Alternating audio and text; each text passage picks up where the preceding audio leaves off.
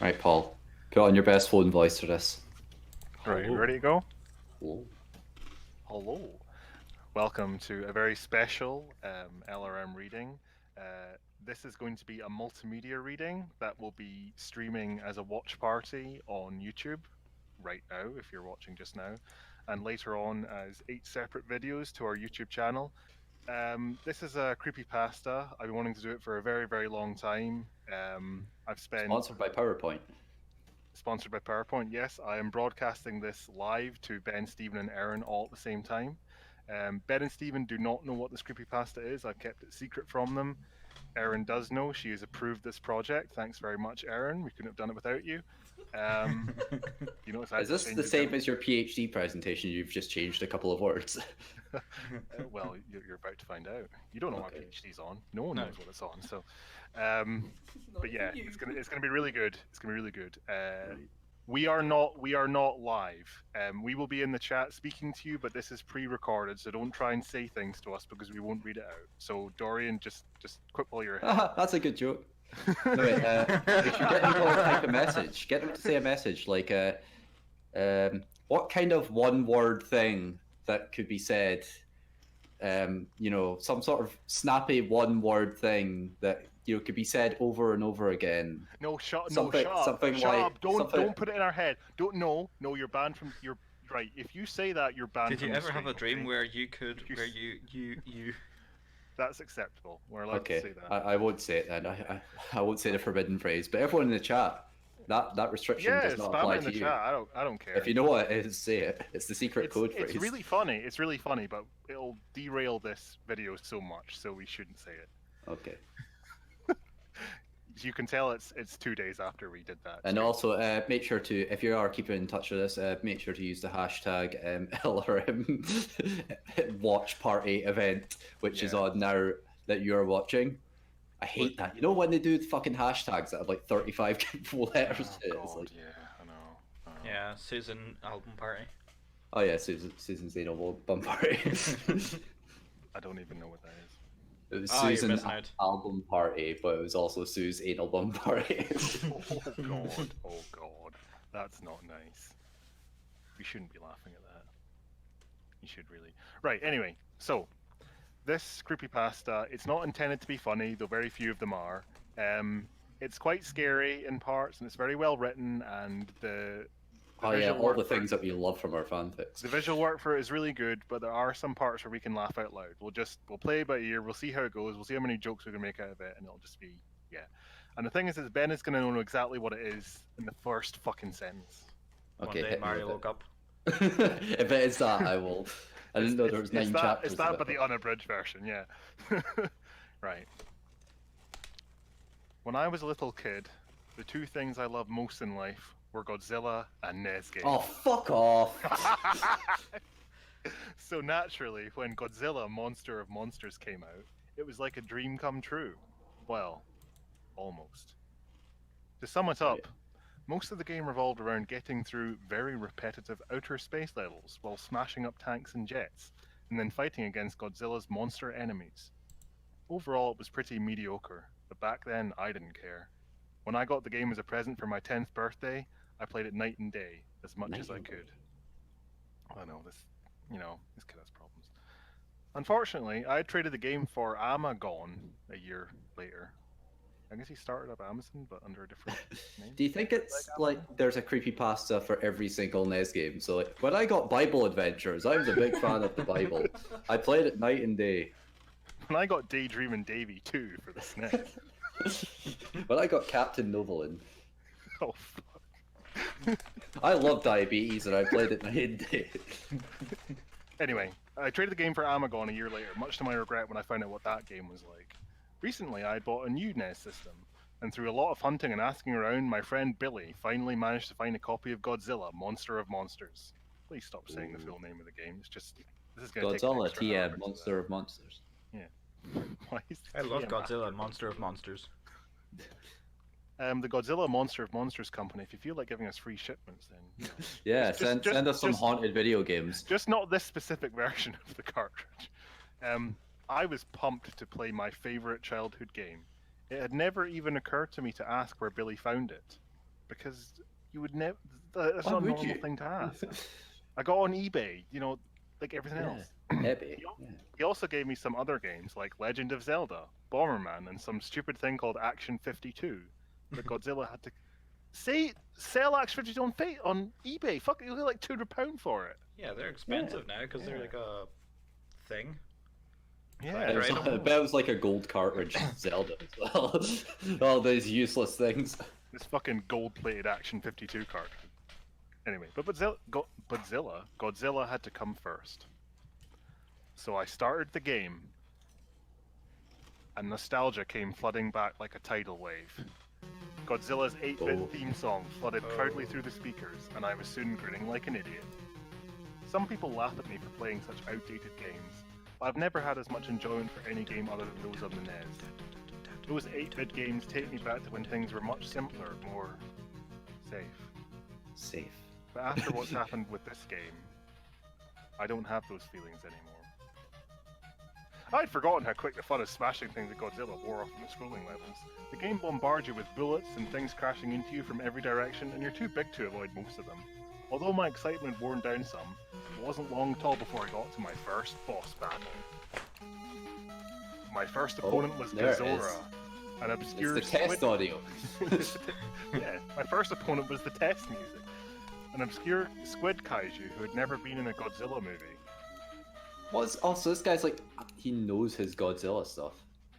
Literally 50% of this fanfic is him gushing over kaiju. Kaiju. Is that how it's pronounced? I don't know, probably. The most annoying thing about fighting Gazora is that he always backs you into a corner and starts smacking you with his tentacle, and you're unable to move until he gets off you. Ooh. This move doesn't do any damage, but it can stall you until the timer runs out and you have to start the fight over and you regain some health. In Godzilla, when you fight the boss monsters, if the timer runs out, you have to start again and they got some health back. It's weird. It's a weird mechanic that's not in any other fucking game. Anyway, it's as annoying as it sounds, and of course, he did it when I fought him. Only for some reason this caused the game to glitch up, because once he started smacking me, he never stopped. The timer is supposed to end the fight in about 40 seconds, but this lasted for nearly 5 minutes. After a while, the graphics started to mess up with little red blocks over the place. Fucking Fantoon! I know it is. It's Fantoon wearing a hat. It's Pope Fantoon. Oh, I'm glad these owners are working already. Which was weird, but I just took the game out, blew on it, and then started again. I wasn't about to let a little glitch stand in my way. So I started again and this time defeated Gazora and the level's other boss monster, Mogera, without any problems. So then it was on to the next planet, Mars.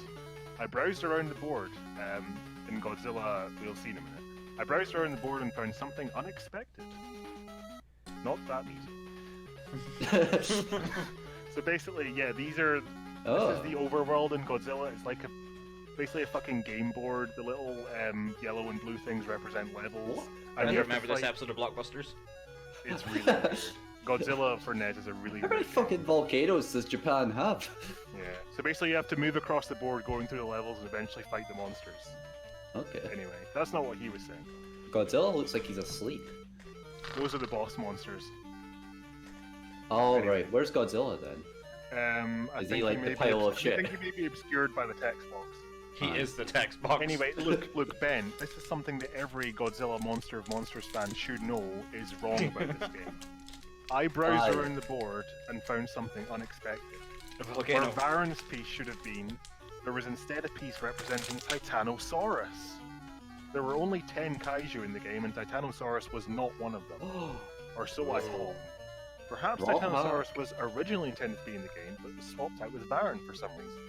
See, it's all perfectly, legitimate. This could happen in a glitch game or something. Yeah. So I began to feel very excited. Not only was I playing my favorite game, but I was playing a prototype of some sort with a new monster. Needless to say, I ran through the levels as fast as I could to see Titanosaurus. Fought Gazora again and beat him before he could do his tentacle smack. But this time the glitch started happening when he died. Gazora's sprite didn't sink to the bottom, but instead seemed to be devoured by the glitch, and his eyes started randomly spawning all over the screen. Aye. I know now that these Spooky. glitches with Gazora were my first warning sign that something was very wrong with this game. But foolishly, I ignored it and proceeded on to fight Megara, who this time had a glitch of his own. Mugabe. Oh, look at that. Megara was twice the size he should have been, which startled me. The size of, like, if Godzilla's the size of, he's like the size of a mountain. Yeah, I know. Hey Godzilla, I've kind of been slacking off my diet lately, but let's fight. He was also considerably harder to beat than usual, which is to say, not at all. Then I Take beat that, him up, Megara. and when he So I've died, got to yet take Megara to the burn ward. But as soon as I defeated him also, and when he died, yet another glitch happened. Oh. He just decomposed into trans fats. This happened extremely fast. I was lucky. What happened was that the giant Megara sprite started to shatter and melt. Let's put these in quotation marks, which is strange. Is this what happened to Mugabe Also, too? if you look at the garbled text at the right corner of the screen, you'll notice what appears to be a bird in a cage. I have no idea what Despite that all my rage, I'm still just a bird in a cage. Wait, where's the bird in the cage? Oh, I see it. Okay, that's Yeah, that's like I- faces in the fire. That's Yeah. I that's. think maybe the author pissed about with the score in the top right, and then thought, oh, I'll make this into a thing in the game. Anyway, at this point, I was about to fight the Titanosaurus. I was worried as to what kind of glitches would happen this time. But to my surprise, Titanosaurus looked just fine. Oh, Although all of the game's bipedal monsters were the same height, Titanosaurus was a bit taller. But since Titanosaurus actually was taller than Godzilla in his film debut, I thought this was kinda cool. pushes up classic. Actually, Titanosaurus was about 3 car lengths longer than the Godzilla. After a Fucking very hate fun- nerds. Actually, Titanosaurus's skin color is actually a slightly lighter palette of red. Yeah, than you have to depicted in refer to him by his kanji name, Titano-kun. Titano-senpai. Notice me, Titano Senpai. After a very fun fight with a monster that wasn't supposed to be in the game, I took over the enemy base and the end thing is the enemy base. I don't know what that means. It won't matter later. I took over the enemy base and proceeded not to Jupiter like normal, but instead to The moon. Pathos. Oh. End of chapter 1. Oh. Snap. So, Wait. guys. Hold on, let me take out my cassette and change sides here. Okay. Pathos! This is chapter 2, and I will preface by saying that in the original Godzilla game, all of the boards or planets were based off actual planets, but now it's diverging because they're weird, different planets. So, Ooh. yeah. Anyway. And also, I will warn you, this song isn't loud, but it has loud bits, so just Okay. prepare yourselves for that. Does that mean I've it has tried to vajazzle? I've tried to reduce this with the amplify tool, but it hasn't quite worked. Well, they were going to name this planet Pathos, but they were just feeling sorry for it. Yeah, if you want. Oh. Right. Look at that big fuck. Pathos was the same as Jupiter in layout, except the board was dark blue rather than green. The first thing I noticed was that all of the usual level icons had been replaced by a blue rock and some kind of orange honeycomb shape. Jesus. Yeah. How's that? It's actually too quiet, so all you're getting is a burst of static. Hold on, let me fix that. No, don't fix it. Okay, don't fix it, okay. There was one icon that had part of the jungle icon shape, but I didn't pay much thought to it. I checked the other side of the board to see the new monster. Instead of Hedora, it was Biolante. That's a name I've heard before.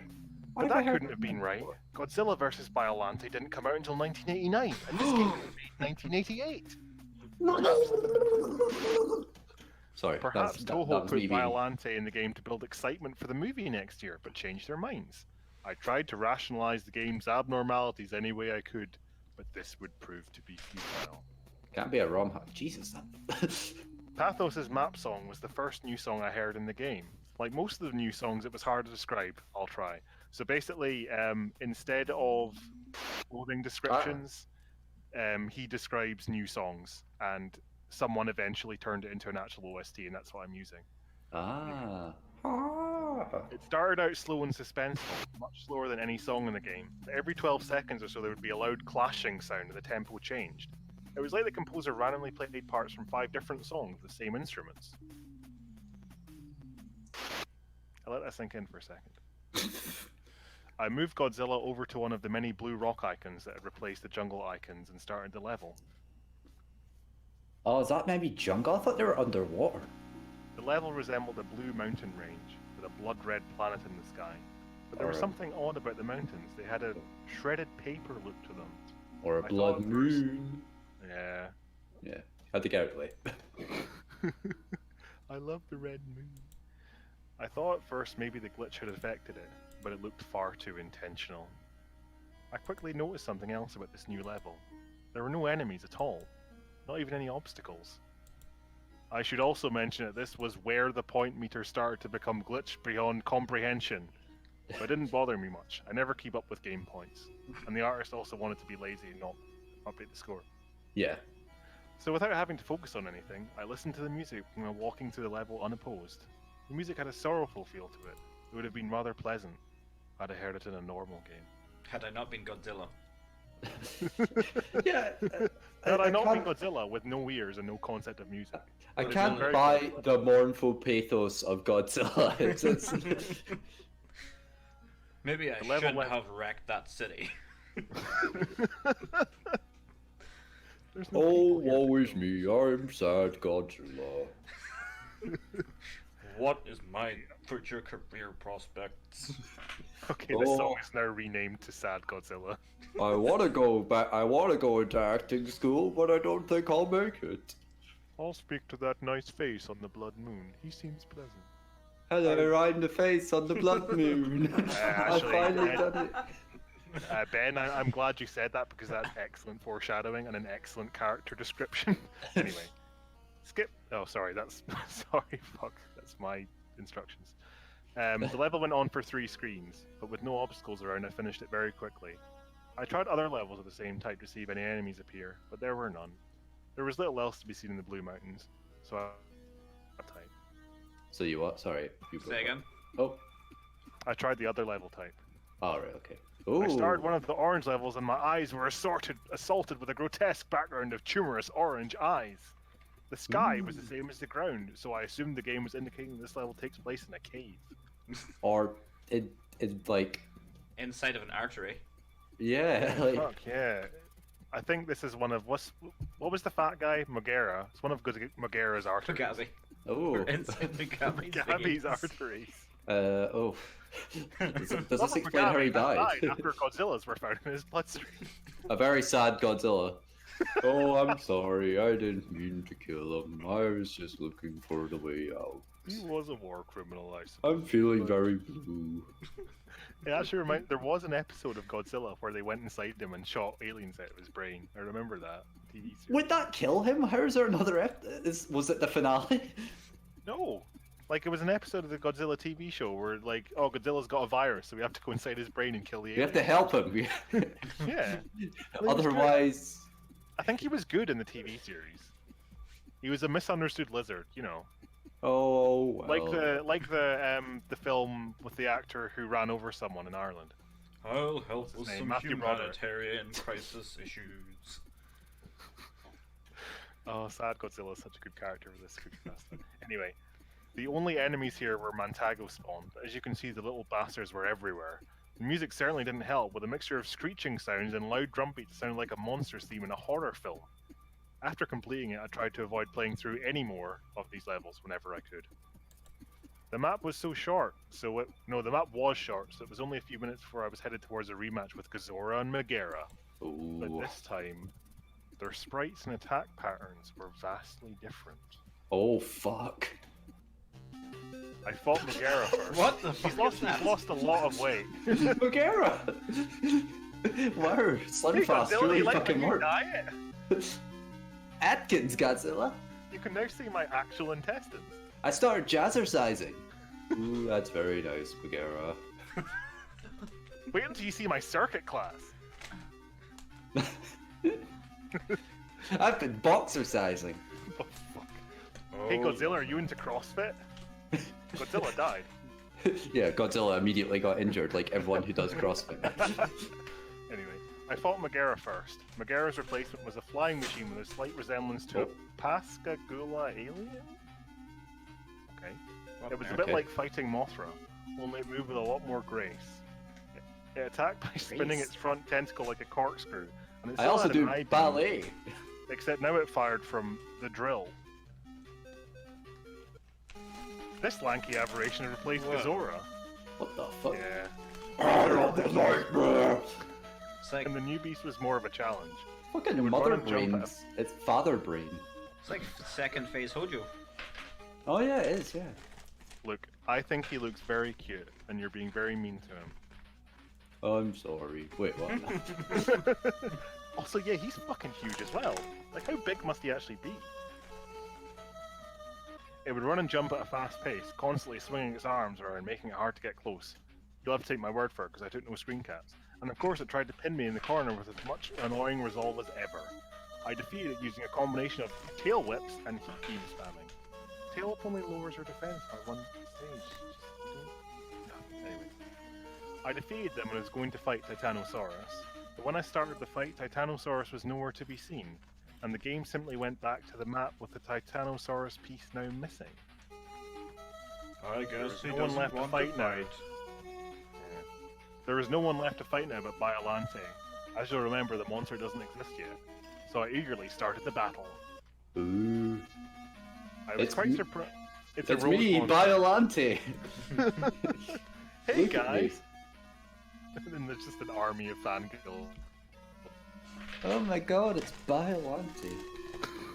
It sounds like a Doing their tax terrible. returns in the It sounds background. like a terrible sort of Highland pop band or something like that. Biolante. Hi, it's Biolante. Jim and Jack from Biolante. I was quite surprised that Biolante started the fight in her rose form. She was immobile and used tentacles to keep me away from the main body, which took the most damage. As expected, she turned into her final form after taking enough damage. The sprite looked pretty damn good for 8-bit. Oh god. And it is not 8-bit. It's absolutely not 8-bit. The battle technique was the same, except now Biolante could move, albeit slower than any other monster. Being hit by the tentacles did more damage, and Biolante could do an acid spin, which I managed to avoid by jumping in the screen cap, despite the fact that I'm jumping towards the acid in the screen cap. Did he like jump off the screen? Not much more Godzilla difficult. returned to his home planet. Yeah. Gucci. That's when Godzilla jumps in the game. He doesn't. His legs don't move. He literally just bounces in the air. So you're actually quite right. Well, have you seen like the old Godzilla shows? Like it's actually very accurate. Yeah. It barely moves. Is it just like a puppet on a string, like fucking? Yeah, it's like on a like a wagon and cart being pulled around. It's just a fucking cat doing his voice, an angry cat. Oh no, it's Godzilla! Not much more difficult to beat than Titanosaurus. It only took 2 rounds, but when Biolante was gone, the music had stopped, and there was a new icon replacing the base. Okay, this is when shit goes down. This icon wasn't there before I beat Biolante. It resembled a red tribal mask, and I had a feeling of dread when I saw it. Guys, hold on. Try blinking really fast while looking at this. It's Yeah, what the bouncing. hell? What? Like, Paul, look at the image and blink really fast. Yeah, it's bouncing back and forward. The same with Godzilla. That's fucking weird. How is that happening? That's the true creepypasta. Like, no, are you doing it, Paul? It's because when you close your eyes, your pupils move slightly. No, but this is like nothing else is like everything else would be bouncing. It is just the mask. I think it's just a 3D thing. It's fucking with me, is what it is. Like everyone watching the stream do it as well. Everybody blink manually for a few moments. Because it was weird. Because You're now breathing it manually. moves much more Your arm noticeably is than itchy. It's You just can like now the feel first. your armpit. Paul, it's not like the first. This is the first time I've ever blinked. Like I know how blinking works, and this is seriously that's fucking with my head. Okay, next image, please. Oh, Look, it is clearly a cursed game. Anyway. yeah, fucking cursed But PowerPoint. anyway, since it replaced the base, it must be the only way to exit Ah. Pathos. I moved Godzilla to the square and started the level. Ooh, he's in Germany. It was a hellish looking... Ben, I didn't know you'd gone pro leave. I want my blue Godzilla back. He is blue. Wait. He was Is burgundy. Is Godzilla burgundy now? Fuck. Yeah, It was a Because hellish looking... It the was a hellish Kaiser looking- said so. Anyway. You just need to be silent here. It was Okay. a hellish looking place. 350 million a week to the EU. Godzilla for no, it's like cut that out. Yeah, that was bad Godzilla one. for That was bad one. I'm Godfreyzilla Bloom. It's Godzilla Go. No, I can't do his voice. Leave means leave. Hello, I'm Michael Gove. Anyway, Oh, what's this music? The music type was magical there. Yeah. it was a hellish looking place with no sky and a flickering fire in the background. That's Fire Germany looked for more- you. The fire looked far more advanced than anything I've seen on the NES.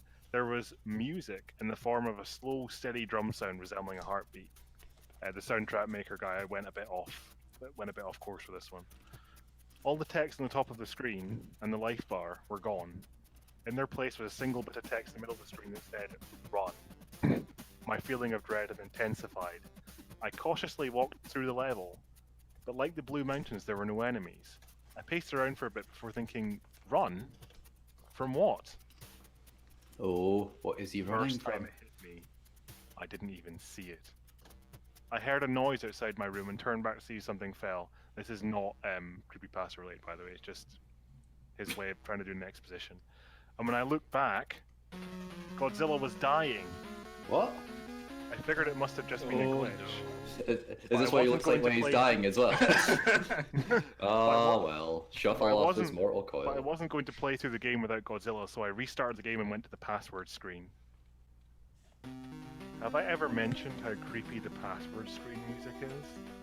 If you've played the game, you know what I mean. It doesn't at all fit the mood of the game. It's more like something from a horror game. Maybe made it so the kids wouldn't cheat. I was quite It's like annoyed all at those this kids point. that didn't go to Lavender Town because of the music. Look, this fucking theme is far more creepy than the Lavender Town theme. Like, come on. It's amazing. Spread it out. Anyway, I was quite annoyed at this point because I thought I was going to have to fight all the monsters again, but that didn't happen. Ooh. The end. Oh. Oh. The game That's started me off fucking- right where I was before I started the red face level. So I Oh. tried again, making sure to pay attention this time. That's when heard a low bellowing sound. Oh, sorry. Not that. That sounds like someone hitting their microphone. Try that Wait. again, Ben. Okay. Try doing a loud bellowing. I'll rub my thumb over it. That's what she said. Okay. There we go. I hope everyone enjoyed that. That's when I heard a low bellowing sound. Oh. And then I saw it. This thing. Hey Godzilla, it's me, the Spider Monster. Yeah, you scared? I'm upset. Yeah. Do you know that feeling your body has when you feel like you're in extreme danger? You start to recoil and tense up as the adrenaline flows through your veins, and your nerves start to feel very cold. Yeah, do you know how that feels? Yeah. That's the feeling I had when I took this screen cap. I haven't seen all the Godzilla movies. Fucking hell, I thought you'd seen all Yeah, the fucking like all the different multiple dub times. versions, multiple language versions. Maybe fucking- he's not seen the American one and this is the villain in it. Yeah, I'm terrorizing New York. Yeah, gotta take the Germany, subway. Germany, man. You're right. Come on. Oh yeah. Yeah, I'm terrorizing the Third Reich. Yeah. Okay, now I didn't realize the Third Reich got bombed that much. Yeah, I started the Reichstag fire. Yeah.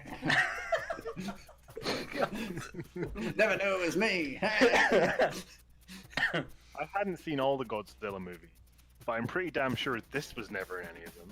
It had to be something the creators made up. What kind of sick fuck would put this in a children's game?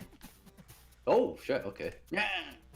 By sheer dumb luck, or perhaps the adrenaline boost, I managed to run fast enough to get away from it. It ran very fast, so much so that if you saw it, you're almost certainly going to die. And when I say die, I mean your monster gets killed instantly if the creature touches them. How do you know that? You haven't been killed by it, apart from the fact that you didn't see it happening. Yeah. Yeah. Fucking point out these fucking plot holes in your fucking game. Does it immediately disappear too? Once I had gone back to the map, I was so afraid that I was extremely tempted to just shut the game off and try to pretend this never happened. I couldn't believe what I had just seen. It couldn't have been real. And even if I wanted to continue, I still had to get Mothra through this chase level. You have to get all your monsters through to the base. It's just, yes. As I stayed inactive on the map screen for a few minutes, my fear was replaced by burning curiosity. What the hell had just happened? What was the rest of the game like? I only had to be... Then it was on to the next world. But when I moved Mothra to the red face, the game registered as me beating the level. I was quite relieved. Yeah, now I fight Mothra. Yeah. I tried to prepare myself for the next world. Trance. Oh. I'm the master of the base. I'm the master. Master of the Bass is a techno song, Ben. Get it right. I don't know. Your I don't dance know, genres. Come Paul. on, Ben. Yeah. Is that the end of? Whoa, yeah. That one's a trance. Oh, okay. Yeah. I don't know what that was. Is that the end of chapter 2? Yes. Okay, let me. we're Hold on, perfect. I need to take out my tape and put in the next one. We have selected Godzilla Chapter 3, Trans. There we go. Trans. Just wait for the Trans. press F11 thing to go with. Trans. I want to make a cup of tea, but no, 'cause I don't want to be drinking into the fucking mic. Fuck that. Okay. That bit of singing was supposed to be that Yeah song that Paul made. Or Yeah video. Yeah. Whoa, oh yeah. Wait, actually, I can't sing the rest of that because I know all royalties to Tess. Sorry, Tess. Was that maybe the scary bit, Paul? Because if that was the scary bit, then I did shit myself a supposed little to be- bit, so. It's supposed to be the introduction of the scary bit, yes. okay. But it gets a lot scarier. There is a really scary part of this that By the way, I need to ask: is there a fucking jump scare? Because if you Anyways, fucking this is- jump scare me, Paul, I swear to fucking God, I'll leave LR reading. you won't leave LRM reading. Come on. It'll be Okay, just reading. I'll warn you when it's about to happen. Okay? Okay. Is it Oh. now? No. Oh, the fact that you've acknowledged that there's. Jesus Christ, what the fuck? Oh, What the fuck? Is that? that was improvised. Or was that the warning? Was the warning? Okay, so when it's about to come, I will scream it in the microphone. Okay. Oh, yes. The fact that you've now acknowledged that there's a jump scare has now made me 10 times more scared of this fanfic or creepypasta. Look, Don't- when you started laughing at the fucking monster, I was fucking heartbroken because that thing's honestly given me nightmares. Well, now it won't, because now it'll sound like, yeah, I'm the Look, that was monster of your nightmares. No. What you were supposed to, that was the thing that was in the Red Moon. Was it? Yeah, it was Brian Cox. Oh, for fuck. Well, you should have told me that. No, Or... you're going to kill Godzilla. It's going to be great. I'm on though, don't worry. I'm sure Brian will find a way into Look, this. fanfic. Brian's on loads of planets in this game. He's Hello, I'm really Mothra. happy, even though he's perpetually scowling. Anyway.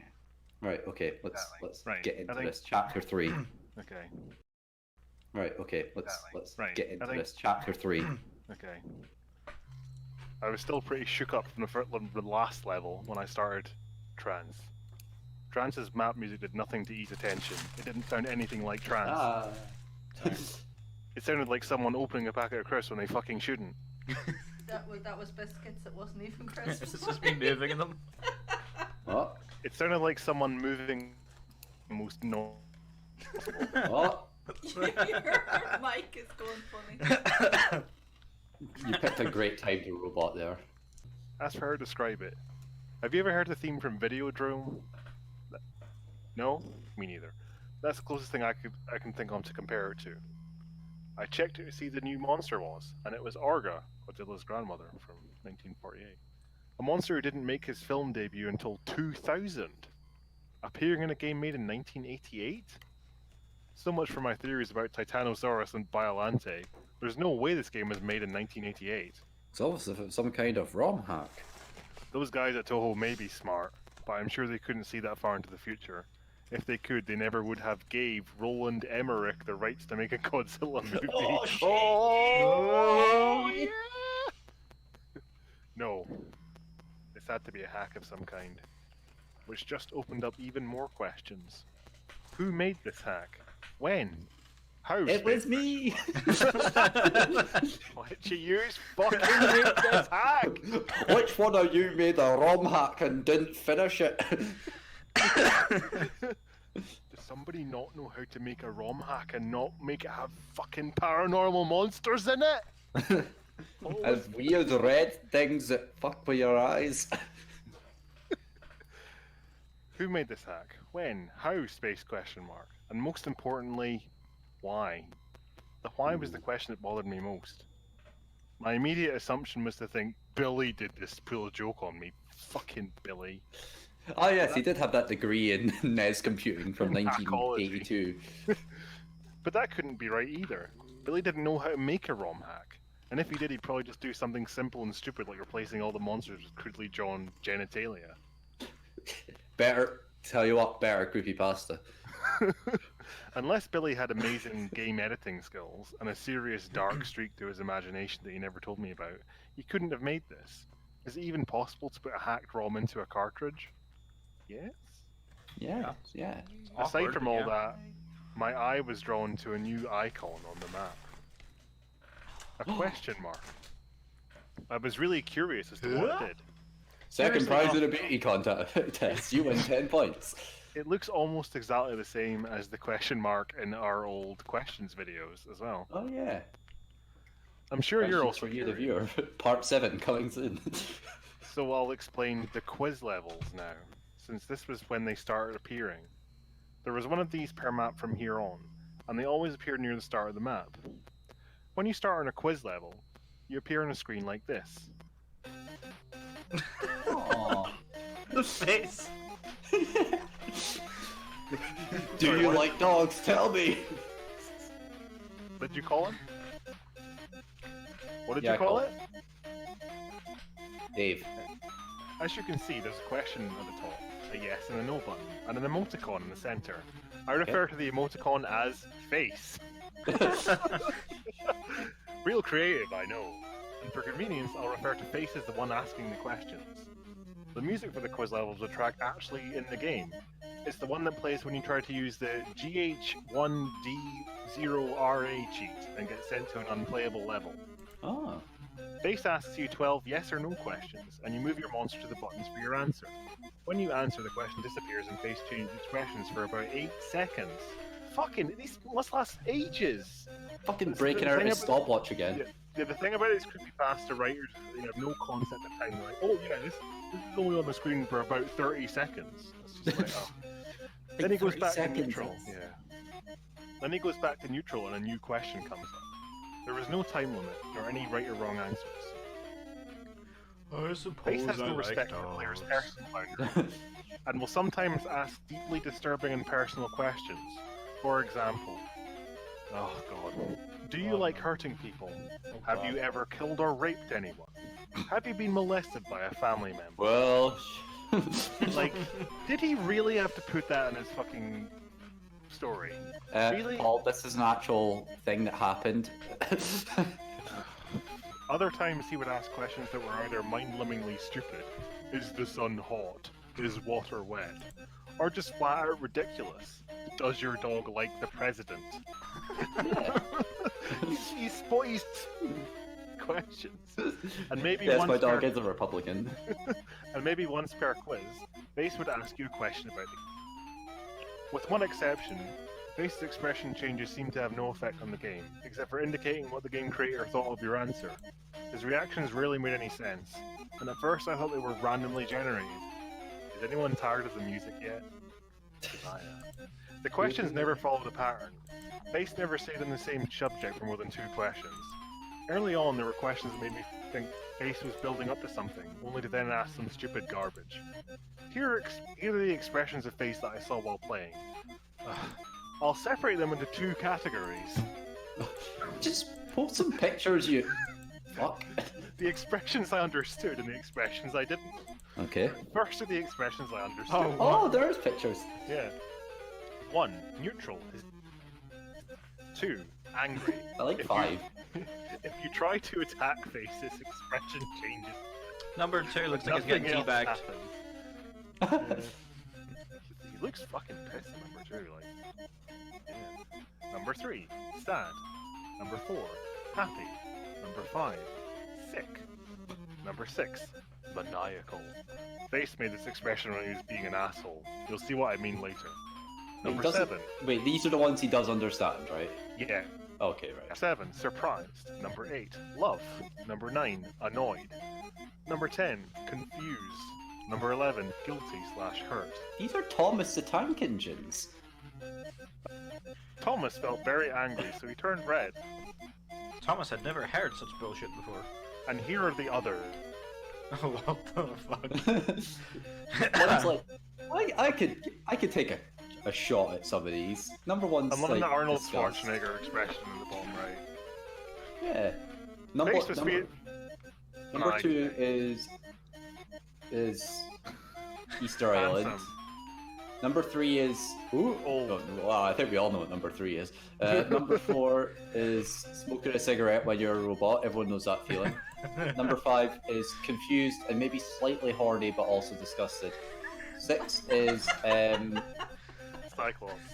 yeah, it's a Cyclops, which again we've all felt. 7 is when you're upside Concussed. down, when you're in Australia. Yeah, we're Australian, yeah. 8 is When you're a rabbit. when you're at the dentist. When you're a 9 9 is is stranger. ninja. 9 is 9 a is ninja. ninja. 10 is is clown. 10 is when you're the Joker.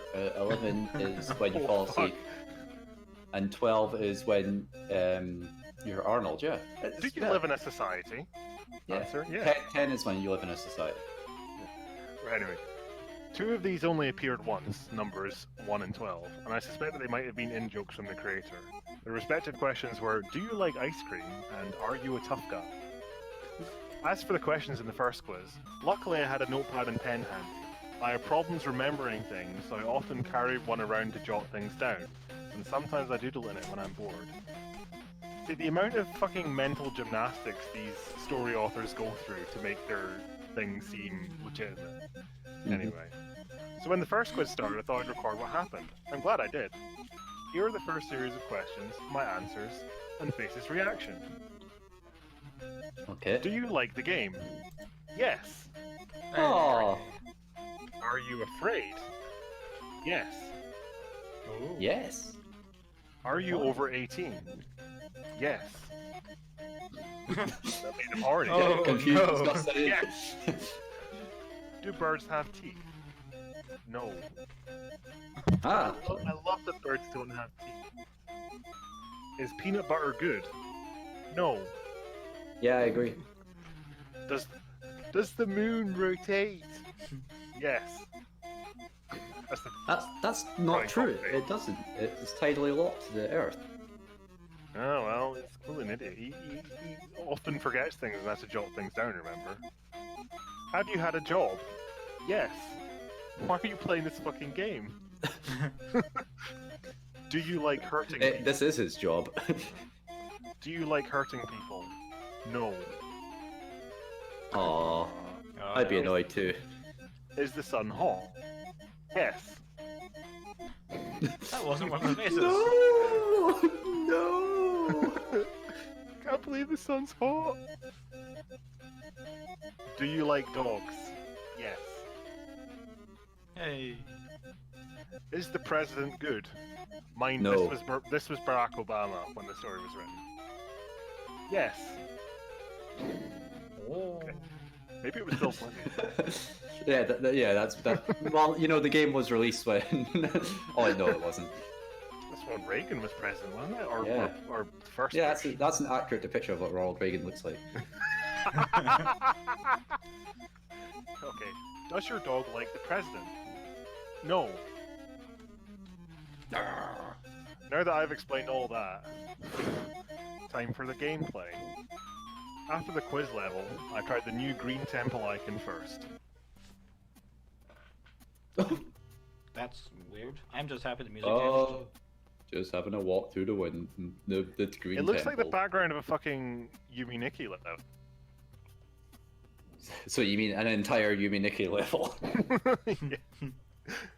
Yeah, if you look really closely, you can see Madatsuki walking like very slowly in one of the faces. Anyway, wow, maybe this is why the game was so weird. One of the designers was clearly drugged out of his mind. Jokes aside, haha, nice joke there, author. I was quite impressed by the graphics of this level, as disorienting as they were. But I hate those creepy blank staring statue faces.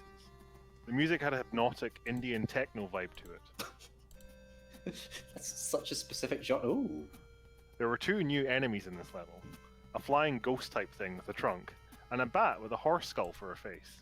They appear at random, but I was lucky to get a screen cap of them both. Oh, you got a screen cap of Godzilla jumping for joy. Yay. I'm really happy that I get to meet both of you at once. Ooh, Your skull is really nice. Then I proceeded to a Blue Mountain level, expecting another nice, calm stroll. I took my time walking through, and was completely taken by surprise when this happened. Hey Godzilla, my diet's still working. Hey! Hey man, how you Get those doing? buttons in shape. Not Mogera came speeding towards me and took off quite a bit of health with his tentacle screws. Is that what they are? Oh no. I think you're just Clearly. like pointing at them. Yeah. It only took me 2 minutes to kill him without having to worry about a time limit, but the boss monsters never showed up on the scrolling levels in the normal game. And this is clearly still the normal game. Yeah, you still like, well, I think I'm beginning to understand that this is not the normal Godzilla game that I have grown to love. It's like, did you not see that red thing? He's in the moon just now, look. When I you was wish worried- upon a star. When you wish upon a star. That's another jump scare, by the way. Yeah. You it forgot got to me. warn him about the jump scare. Oh yeah, sorry. I was worried as to what other rules this game would break.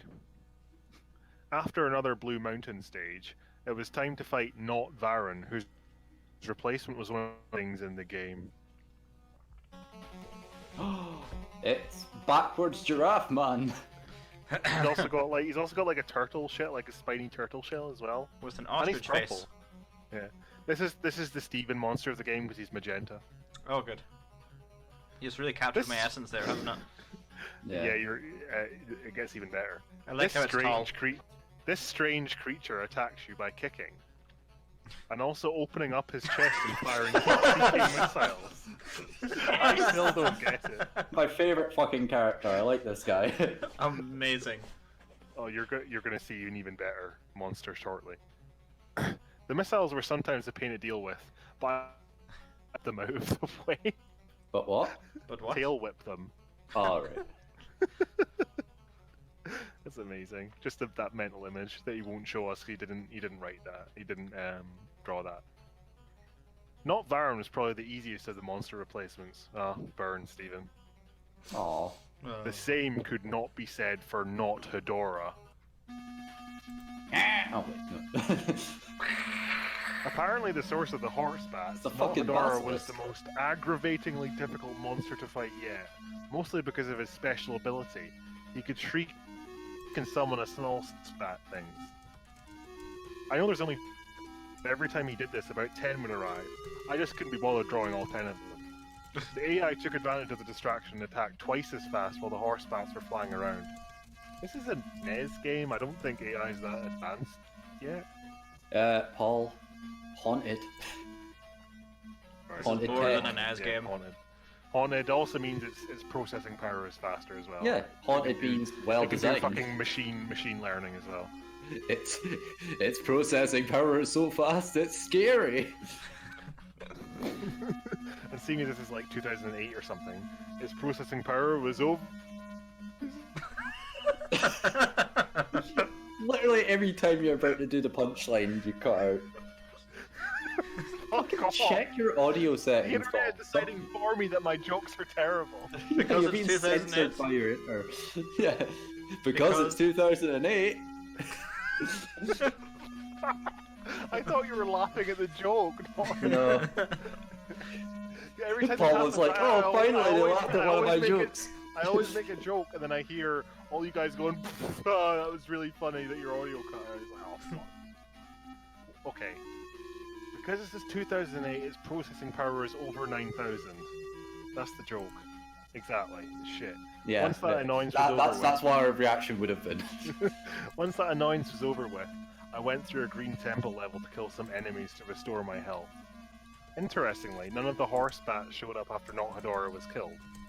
And that was when I got an idea. What if I turned off the game and went outside? I turned off the game, went outside, and Godzilla was there. Hi, friend. Hello. I Why keep, are- like I the keep getting game? chased by the monster from the previous level, from Jeremy. Yeah, see, I'm here too. And that was when I got an idea. If killing all the monsters makes the red face show up, what would happen if I avoided fighting Orga and go straight to the base? So I gave that a try. Oh. The The monster. game told is me there you. was no monster there when I tried to start the base level. And immediately afterward, the game took control of my Godzilla piece and moved it in front of Orga. Fucking do Fight it right. Orga, please. My little trick didn't work, so I had to prepare myself for another chase. But first, I had to beat Orga.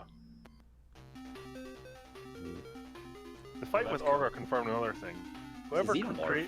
whoever created this game hack was clearly a Godzilla fan. Not only because they picked a monster like Orga, but because they actually implemented something that happened in Godzilla 2000 in a really neat way. There. Yeah, he just goes on and on about he loves tall monsters. He loves Tom. Orga's primary attacks were upon his shoulder cavity. Into half his health, he did something new. Try to bore you. What? He would expand his jaws and try to swallow Godzilla, in the process stealing your health and energy. This was clearly the worst part, and not the part that I was being eaten by a giant turtle alien. But in doing so, he gave himself a new weakness. Firing a heat beam into his mouth would take a devastating 4 bars off his life meter. My God. And if you've never played this game, you'll objectively not know how good or bad that is. Yeah, he needs to do a bit. He needs to do a bit more explaining about how this game works. Because he was like just saying like a paragraph or two ago, I killed monsters to get health back. It's like what? You can do Yeah, that? yeah. He spends all his time explaining. Oh, this new game mechanic that he put in was really cool because it was what happened in the film that I and no one else saw. That's Yeah, it. me and 4 guys in Tokyo saw it. Anyway, yes. Oh, thank you. Try to sound more angry, Paul. Please tell me Giving Paul's me getting... she's giving me a million apples again. Or do Ah. oh, for It's fine. I'll eat them in the break. Leave them in the break. okay. With Godzilla that opened weakness his mouth. revealed, Ah, fuck, it's back. with that weakness revealed, I soon beat. Despite how Ah. much I'd hoped otherwise, the This one red doesn't base fuck with my appeared on head the as map where the base was, and the music stopped. No, that one doesn't fuck with my head as much as the other one did. Yeah. Maybe it's the blue then. Maybe the blue. Might be red on blue, yeah, so I'm fucking causing that to happen. Made myself as best as I could. I started the level, and seeing that it was basically the same as the first, I didn't waste a millisecond before I started hauling ass. Time to speedrun it. Ah! He's gonna eat the floor. Oh! I soon encountered obstacles in the form of the ground tile suspended in the air. Most of them you could jump over or destroy, others you had to crouch under. About 40 seconds into it, like 40 seconds. a NES game. processing power must this haunted cartridge have? Like, I know it's haunted, but even then, there's limits, surely. Anyway. Jeez, we've got to stay within the practical logistics of a haunted cartridge. Like, Maybe it's Paul. You don't understand. Let me tell it to you in a technical way. It's transferring its haunted phantasm power into his NES and boosting its capabilities. Duh. Oh, that's good. Why doesn't everyone have? Why don't we harness the power of haunted cartridges? Because this is what happens. You get this thing. Oh, that's true. Ah. About 40 seconds. I'm the devil, see? is this I the heard Millennium whole- Bug? Yeah, oh, it is actually, yeah. About 40 seconds into it, I heard the horrible bellowing roar and saw the spider beast following close behind me. Yeah. Barely slowed it down. It would back up and then charge its way through them, smashing them into bits. And when the smaller obstacles got in its way, it would expand its jaws and swallow them whole. Lovely. I was afraid, but with fast thinking and faster button pressing, I Button escaped pressing. it again. I felt really excited, so I laughed and said, "Not this time, asshole." The laugh overed quickly, though. I decided to take a screen cap to celebrate. When I said that sentence, just before the level ended, the monster did something that made my blood run cold. It looked at me. What's up? Nah. He always scowls. He I always don't scowls. like you. That's a better voice. Can we use that one now? I believe you have my stapler. It's a droopy dog. That's why I haunted this cartridge. It's your workmate Jimmy who died. Give me back my stapler. That wave of mortal terror overtook me again, and I sure as hell wasn't laughing anymore. I took another screen cap of the next level title, right before I rushed to the bathroom to splash some water on my face, and to take a piss to contain when that fucking thing looked at me.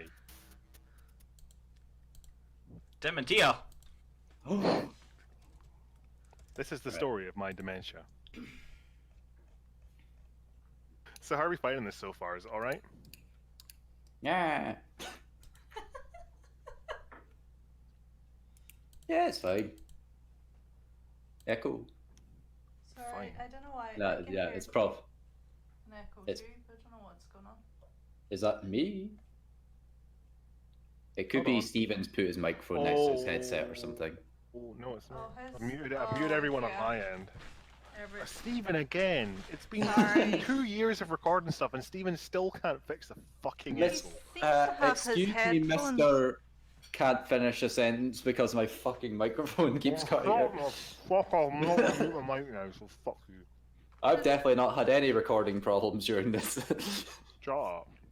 His headphones. At least seem my really loud. problems aren't ones I can easily identify the issue. Please, Paul, stop. Thank you. How many apples are there? L, how many apples are there? No, that you're. Ben's asking. No, I'm asking you how many you have left, so I know. Oh, they're bits of apple, Ben. Yeah, They're bits email of them apple. to me then. They're segments of apple. Picture of the apples. Caught in a slide. Nah. Hello again. Let me just I had check. to I'm hide actually. your headphones because they were so loud that we could hear them through the mic. Even when not here. Oh. Oh, I can hear myself now. See, Fucking that's his hell. headphones. That's just he just held his Jesus headphones Christ. up to the mic. Steven, have you gone deaf like in the last year or so? No, they're not actually that loud. They're really loud. See, They were hanging the whole way over there, and we could hear them. the headphone volume adjustment thing on my speaker or audio setup is so finicky that when I eventually get to stop staticking and both fucking sides work, I just leave it alone. So right at the minute it is way too high. Don't touch Oh, it. okay. Don't touch it. I touched it. Don't touch it. I touched it! Stop it. There, these aren't as loud now. No, it's gone again. Oh God, he's There we broken go. it. It's a potentiometer that needs to be resoldered, that's all. Hey guys, I come up with this great idea to improve the fucking audio quality by 1 megahertz. Oh no, everything's broken. Sorry. It's not even. I just want to make everything quieter. Hey guys, check out this plastic keyboard that you can roll up. If you want to make your microphone quieter, could I suggest putting a sock over it and then slinging it over a curtain rod? No, Behind that's not. you. No, putting a sock over it, covering it with your fucking unwashed clothes, and putting it in the corner of the room, the opposite side from your PC, and then you still get fucking clipping.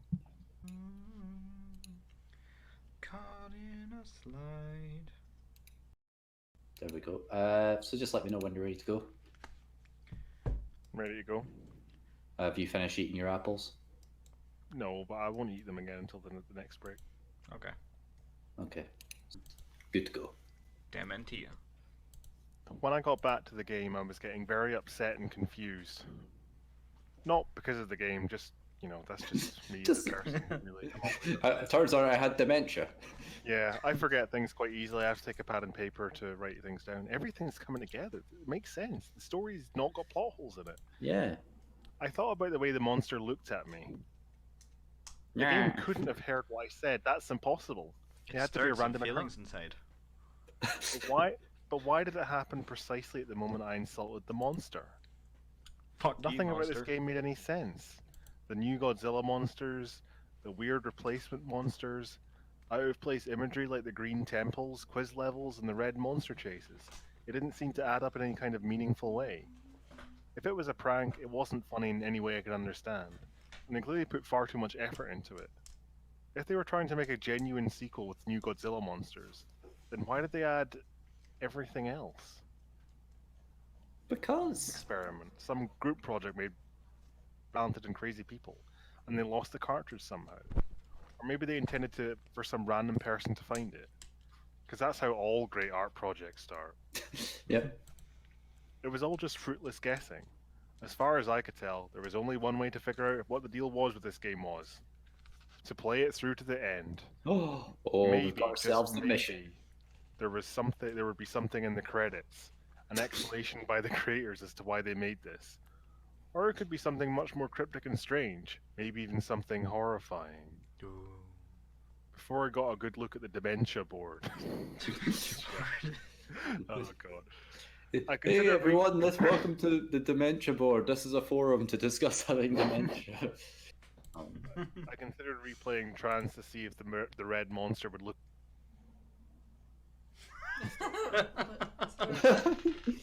Oh, it happened again. For fuck's sake. You Paul pushed forgot he your was luck. reading. For fuck's sake. Check like your Windows sound settings and make sure there's no like fucking automatic thing on it or anything. Ah yes, the automatic thing. The profound Like this. monster. Yeah, yeah. Fuck. Maybe it's a quality filter, am I right?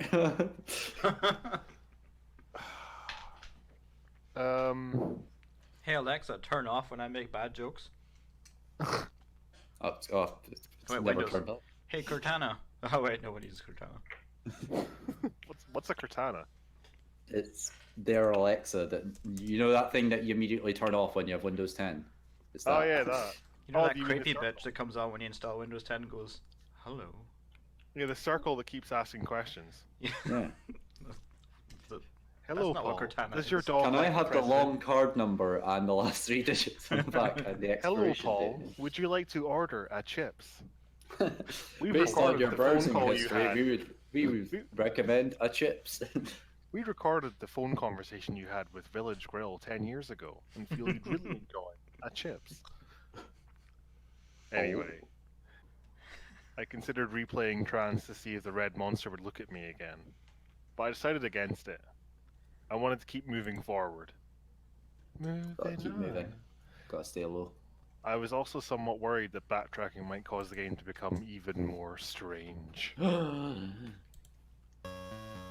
Oh, got ourselves The some dementia board tunes. music sounded a lot like the Saturn music, except it was slowed down. Oh my And goodness, and it's no the one's dragon heard from the Milan. Saturn music, so we have no idea. And played with a piano-sounding instrument, because using a NES chip, you can easily tell what the instruments are. Would you say that this is piano-based music, pal? I would not. And I'm a veteran of piano-based music. That's someone who understands piano-based music. Like most of these new map themes, it had a dangerous, suspenseful feel. Listen to the dangerous suspense for a minute. Yeah, it's so suspenseful. This is quite a pleasant song, actually. It's on my study playlist. No joke. Is it? Yeah.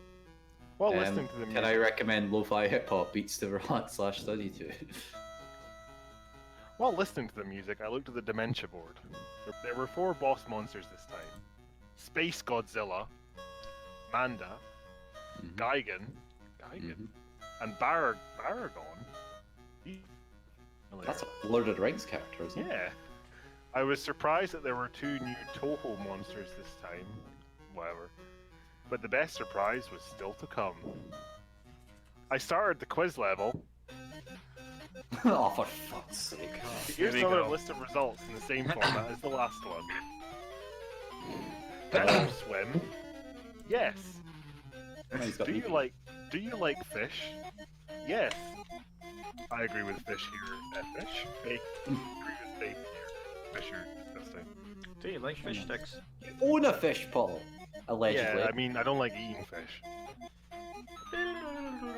Can penguins fly? No. Aww. A sad fact of life. Half of these quizzes is just the author just destroying Face's expectations of how the world works. Is he showing off, like, look at all these faces I made, let's do it again? Can it spin in all directions? There was no clarification of what Face meant by it, so I just guessed. No. Based on website meatspin.com. And yeah, that's my reaction as well. Do you breathe oxygen? Yes. Well, actually, you don't breathe oxygen, you breathe 70%. It's actually 90% nitrogen and fucking 4% carbon dioxide. Pushes up glasses so far that they got in their forehead. Ben, shush, this is the worst. Okay. Does it taste good when you bite a woman? I don't know who came up with this question, but I really hope they're getting mental help. I answered no. Okay, face. Is it night where you are? Yes. It is night where we are. Yeah. And that's when the Cyclopses come out, apparently. They're nocturnal. You know. It's a fairly legitimate answer.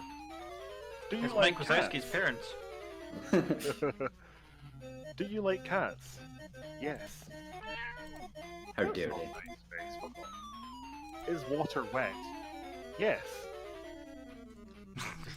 God damn it, Face. Fucking water! Why? Why must water defeat me again? Well, actually, water itself is not wet.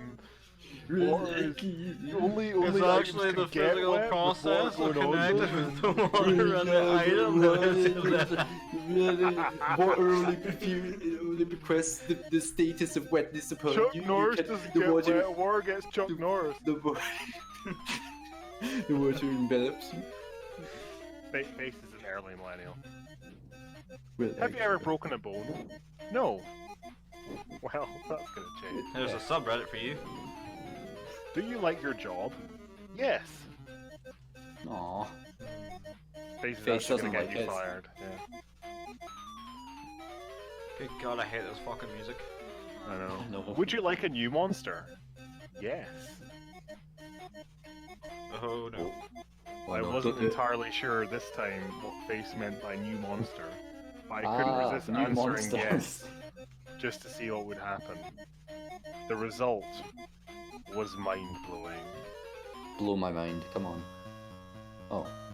The game took me back to the board and I had a new playable monster in the form of Anguirus. What? Hello, I'm Anguirus. I'm from To Angus. my new anime. Godzilla, Monster of Monsters TM. Ever since I was a kid, I always wanted to play as Anguirus, since he was my second favorite Godzilla monster. What's his first? If it isn't Godzilla, then he'll be like... And plus, I never liked Mothra all that much. Aw. Mothra's the other character in the game, by the way. He never uses her. I moved my new Anguirus piece over to the level right next to it, eager to test out my new monster. Uh-oh. Before I get into the level description, I'll talk about Anguirus a bit. Using the up and down buttons, you could choose whether Anguirus stood in a bipedal stance or crawled around on all fours. It wasn't a huge difference, but being able to stand was helpful in boss fights, and crawling sometimes helped dodge obstacles and attacks. Crawling! And we've just lost all our subscribers there. No, you didn't even do it right. It's Crawl! So Was that the jump another scare? jump scare? Sorry, I didn't warn you, Ben. Yeah, Stephen was actually scripted to do that. I programmed him before this reading. yes, programmed. He could punch and kick like Godzilla, but no tail whip. Yep. Instead, he had something far more interesting. The ability to curl up into a spiked ball of death and roll around. Oh, it's rollout. I'm sorry, are you still talking about my programming? Yeah, I just realised this is fucking Steven's Godzilla thing. What? How long have you been planning this, Paul? Did you go back in time and tell Steven to program a game? Oh my god! Yeah. Big booty bitch. Oh my god! Is there going to be a seizure mode in this as well? Oh my god, this is actually perfect. I did not make that connection at all. It's all synchronizing. Right, anyway. He could punch and kick like Godzilla, but no tail whip. Blah blah blah, rolling around. You could still take damage, but it was lessened. It was a good way of clearing out stage enemies, but unfortunately doing this also drained the power bar. I don't know what the power bar is. I think it's just their ability to use special attacks or something. Protein bar. But the spiked ball wasn't his only special ability. When you press start, he would fire a beam. When you press start, instead of pausing the game. Okay, that's the most unsettling thing about this fucking haunted cartridge. The start button. Yeah. When you press start, he would fire a beam of energy from his mouth. It resembled Titanosaurus's sonar attack, and if this were a hack, it may have been inspired by the roar attack from Atari's Godzilla fighting game. Yes, that's exactly what was wrong. Also, this of thing note is- sounds overpowered as fuck. Yeah, I know. Also, I've noticed that when playing as Anguirus, the level meter gets glitched up again, so I don't have to, do anything to it on the screen caps. Judging by the life and power bar, I'd say he's on level 10. Yeah, they have levels in this game as well. Thanks for bringing that up. Now, on to the level. Does this look like something a Nintendo could produce? That was great. I know. Like, just to let you know, all of these screen caps, the author of the game basically just did all the art himself. It was like a labor of love, basically, from the author. It was really impressive. Like, one of the reasons I really like this Creepypasta is because the artwork is so good. Wait, so did he design me? Yeah, he did. As you might have guessed from the level icon, these levels are green palette swaps of the ground and background tiles from the blue mountains. But what immediately caught my attention was the water, which has a transparency effect. Possible for a NES game? No. I know the Super Nintendo could do it, but I had never seen a transparency effect in a game on an NES. What? The Green Mountains music was played with the same instrument as the Blue Mountains, but the melody was totally different. It was a very simple song with a lot of abrupt pauses, followed by a loud note every few seconds. There it is just now. Yep, good song. Yeah, I like good it. timing. Anyway, I went through the usual strolling through the level, and again there was no monsters or anything, but pretty soon I had reached a cliff above the water. There was Aw. nowhere to go but into the water, so down I went. Oh, it's gonna become Echo the Dolphin. Ah! The water transparency. It's an opera fish. Under the sea. The water transparency made things a bit harder to see, but it's tolerable. After going underwater, I encountered two new enemies. A giant piranha. He's not. Oh, I guess he is giant, like, relatively speaking. He's probably the pretty size of a fucking fucking house or something, yeah. Well, that thing's like the size of a skyscraper or something. Fair enough. And then some giant of some kind of spiky bottom feeder thing. I liked the piranha because I could easily tell what it was. Ah, yes.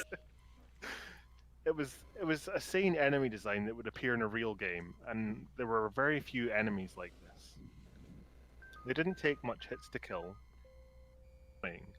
and could considerably trim down your life if they got close enough. They also tend to travel in packs. As for the bottom feeders, they look like fucking It's like a chicken tikka lobster gone mad. claw. It's the claw. The claw. They swim along the bottom of the screen towards you, and are easily crushed with a roll attack or jumped over. In this screen cap, you can see me about to run one of them over, because I'm epic. And there's a pack of piranha. There's a pack of piranha behind it. After I beat that level, I move Godzilla onto the blue castle. What was that? I started the level, and I got a title screen with the text, "Unforgiving Cold."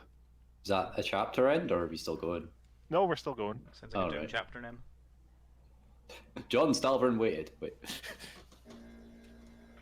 Ooh. The level Oh! itself looked like a castle dungeon made of blue bricks, That's with my rows face of right identical now. white statue faces on the walls. These statues' faces had a permanent look of horror on their faces. Yeah, it's more like shock, I'd say. Yeah. Oh. Oh. To be fair though, if you had been transposed onto the wall of a haunted video game cartridge level, That's tower, what it would look like, yes. yeah, you'd be quite surprised as well. Remind me Also- of the faces from Final Fantasy 9. Oh, yeah.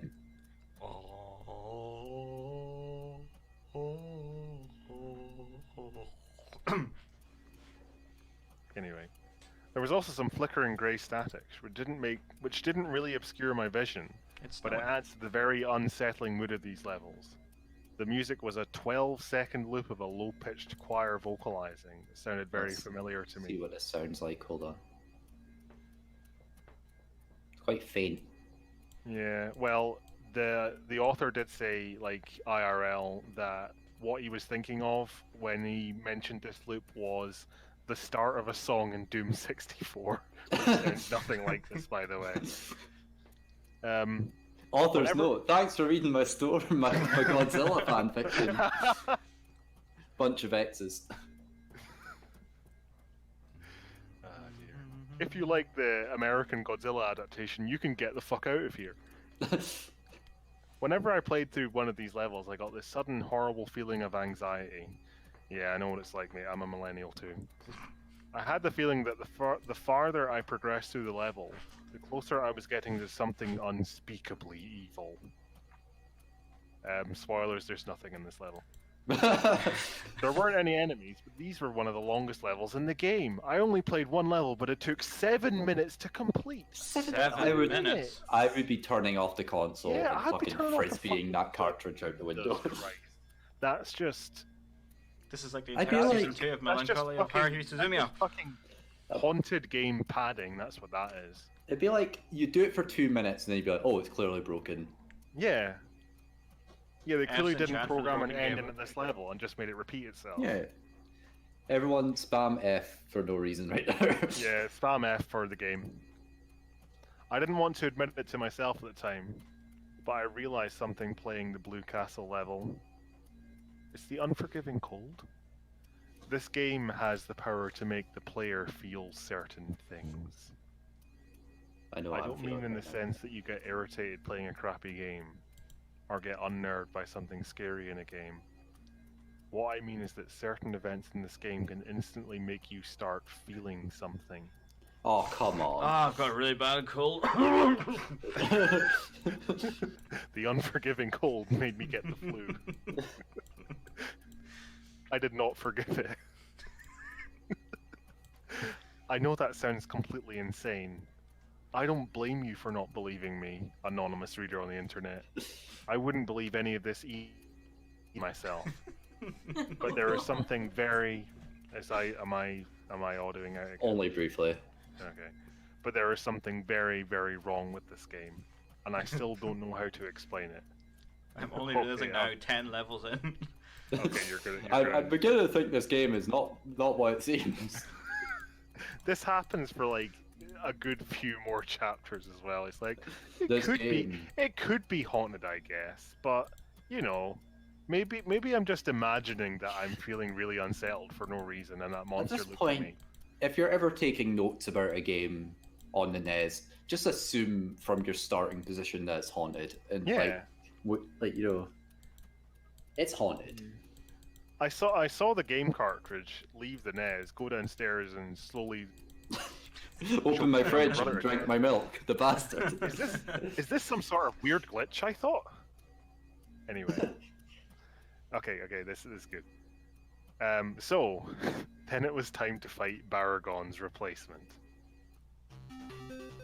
Oh, God, Jesus Christ. Although this guy Baragon- knows what's up. No, just wait. Although Baragon was originally the smallest monster in the game, his replacement was the largest.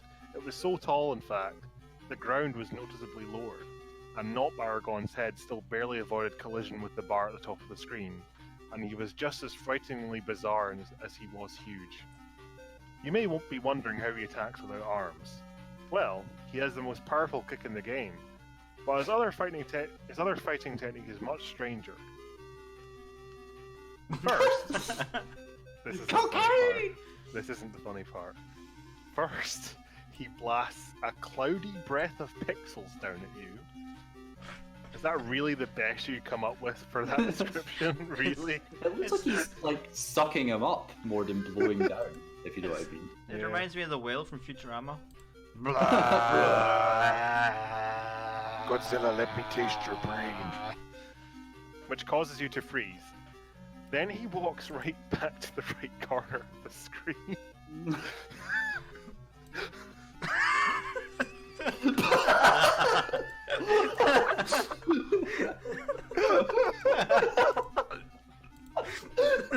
And extends a huge Gatling gun from his abdomen. Is that a minigun or are you just happy to see me? Correct. He blasted me with his crotch cannon. This might seem amusing to you, it fucking is, but it certainly wasn't to me when I was playing the game. But for some reason, as the game makes you feel certain things, this made me feel horny. Oh, I bet when he added that, this might seem amusing to you, he got like feedback from someone, bursts out laughing, and he's like, how dare they? How dare they mock my vision? This attack is almost as annoying as Gigan's Saw, but not as sexy, of course. And not Baragon could have been unbeatable if he consistently used it. He'd also be unbeatable with the ladies, if you know what I mean. He could only use it once Thankfully. and had to wait half an hour. Thankfully, he only did it twice. You can only use that attack every 30 minutes. Thankfully, he only did it twice while fighting him. Oh, he's blown it. That must be his equivalent of sperm, like the pull. I later found out in the second level that Godzilla was pregnant. Oh god. I when I was fucking annotating this part of the script, I was like, they're gonna have so much fun with this. And I was right. Once you, I used to leave that there. Once you unfreeze, you could run up and start damaging the god. Does he want to start thrusting? Which does extra damage to him. The terror! Oh no, you broke my cock!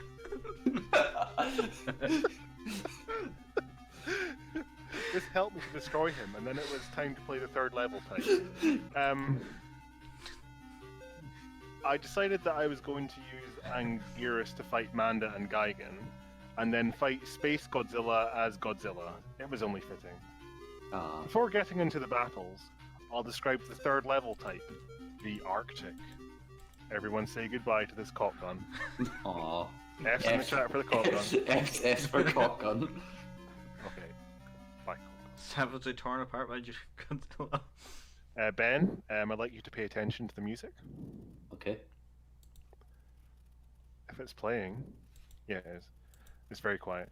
The Arctic is exactly what you guessed from the name, an icy tundra with a few watery segments. Music? Oh, Does that remind you of anything? hold on.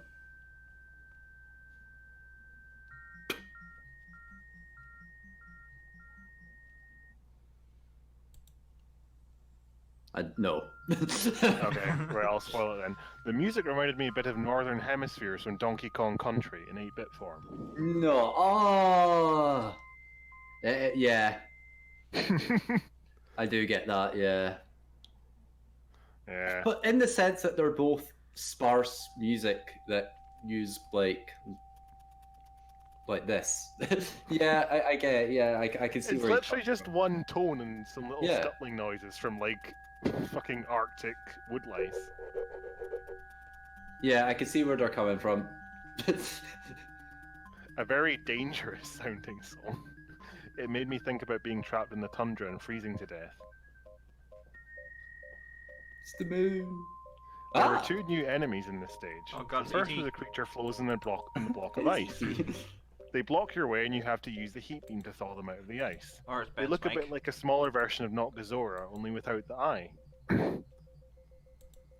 When freed, they do a, an invisible beam. An invisible beam. They look very they look very malnourished though. You can see their ribcage. Or it's just all- mega side boob. Yeah. All they're eating, it just all goes to the ass. It's Yeah, that's true. even got like a dimple. This music is quite pleasant actually. I Yeah. bet they would have quite the backstory in the Wikipedia talk article for this monster. Yes, let's talk more about microphone face human anal gland. Or Look, I think you guys are just upset that you're not going to see the cock gun again. Okay? You're just looking for something to get you over the cock gun. This is the rebound, basically, this alien. Anyway, when free, they do a strange crawling movement and push you backwards. It doesn't cause any damage, but it's a bit annoying. After dealing with the Iceman, I kept walking for a minute or two and came across a water segment. Jump straight in, Jesus. Yeah. I jumped in, and this time I managed to get a screen cap showing how the water splashes when you jump in. Don't know how they programmed that. Haunted cartridge, It's mate. haunted, you Yeah. fucking idiot! Oh, God. But it's pretty Get impressive. get Derek Akora And the in to have a fucking seance And the with thing this is, cartridge. He presumably wrote this after he finished the game, so he knows it's haunted. I assume it's Maybe like he hasn't figured it out yet. Yeah. But he said at the start of the fanfic, after what happened to me, I don't want to play this game anymore. Maybe it was just that. Maybe it was just like, oh, I didn't Maybe know it's just that a shit game. you could do splashing. Maybe I he don't was know how like. I imagine he was taking notes as he. Maybe he had like maybe he has a stenographer next to him taking yeah. notes. Yeah, maybe you went back and revised some of it, but not all. Court documents. Maybe he had dementia problems and kept a notepad beside him just in case he needed Yeah. to take notes. Another interesting thing is how the screen changes focus when you go underwater. You can see that the other new enemy, a little thing I call Spike Walker, A little thing I call testicular torsion. like a ball. Yeah, It it's- looks like a ball with It legs. is a testicle that has been twisted. Yes. Yeah. That is Now that you've said that, looking at that actually makes my balls hurt. Yes, I thought I had that once, and I can confirm it wasn't it, but I'm glad I didn't have it. They walk towards did you. it start walking as well? See, that's where I They thought wa- something was going wrong.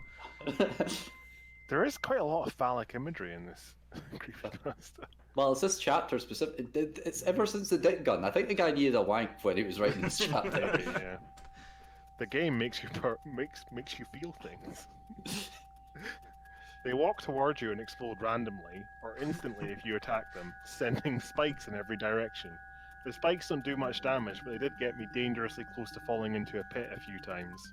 Oh, speaking of the pits, don't go into down into the water. The game has a platformer element, bottomless pits.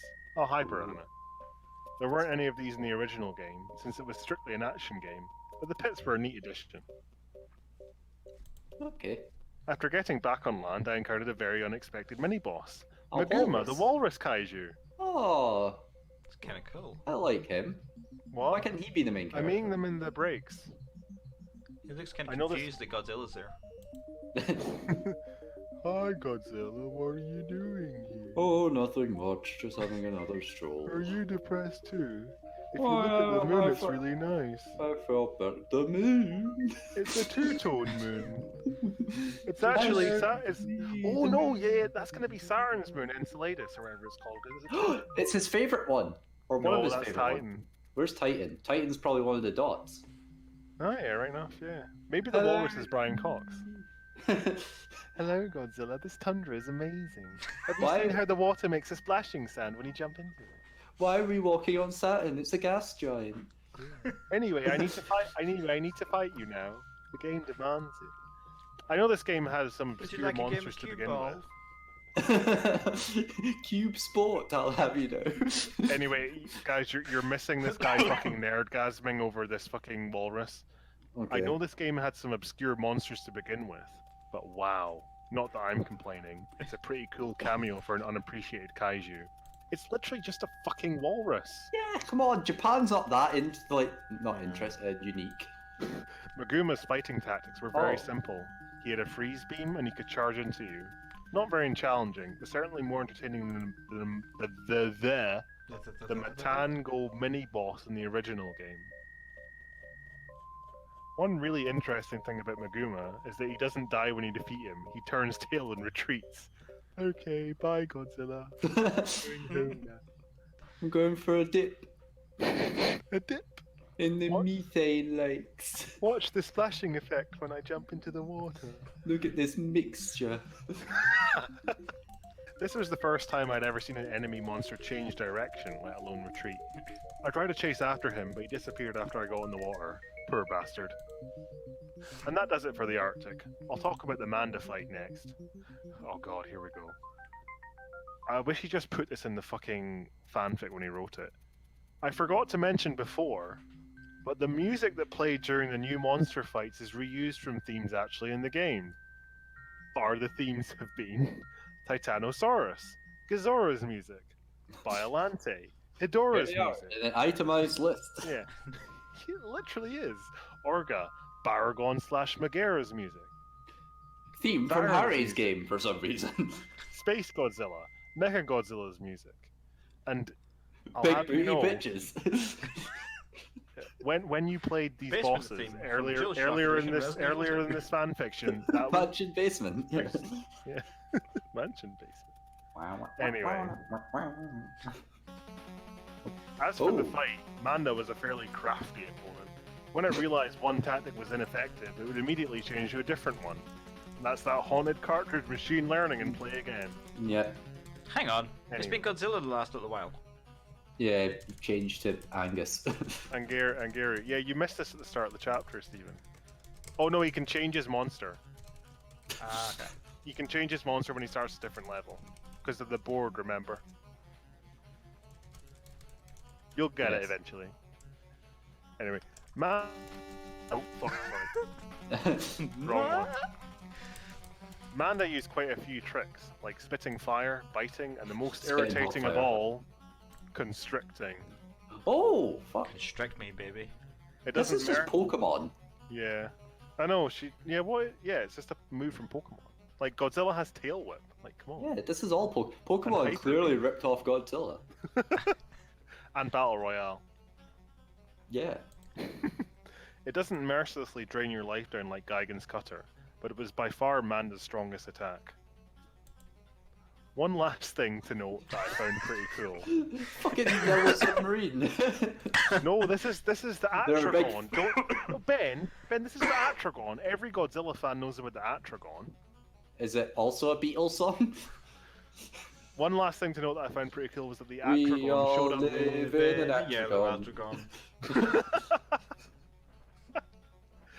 Yeah, the I want Atragon this creepypasta, Atragon. Atragon in the sky with diamonds. Oh god. The Atragon showed up during the fight to help me out. Hey, Manda crushed him with Atragon. ease, but it was still cool. Turn I guess beyond this- dead, Atragon.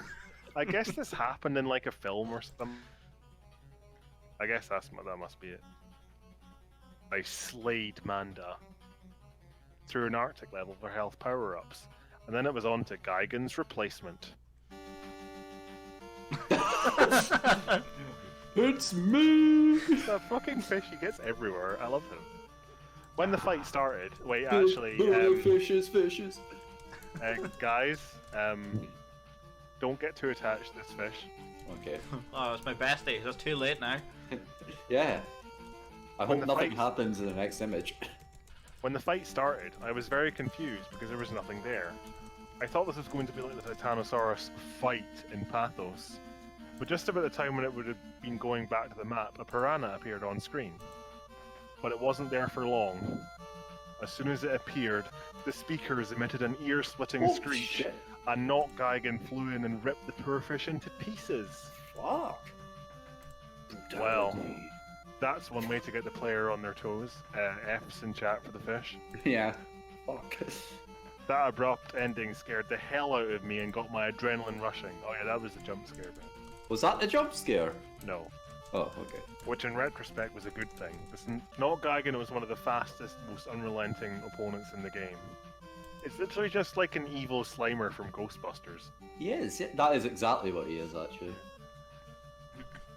Knock Geigen was tough, but my new skills with Anguirus helped to even the score. This was still an incredibly intense fight.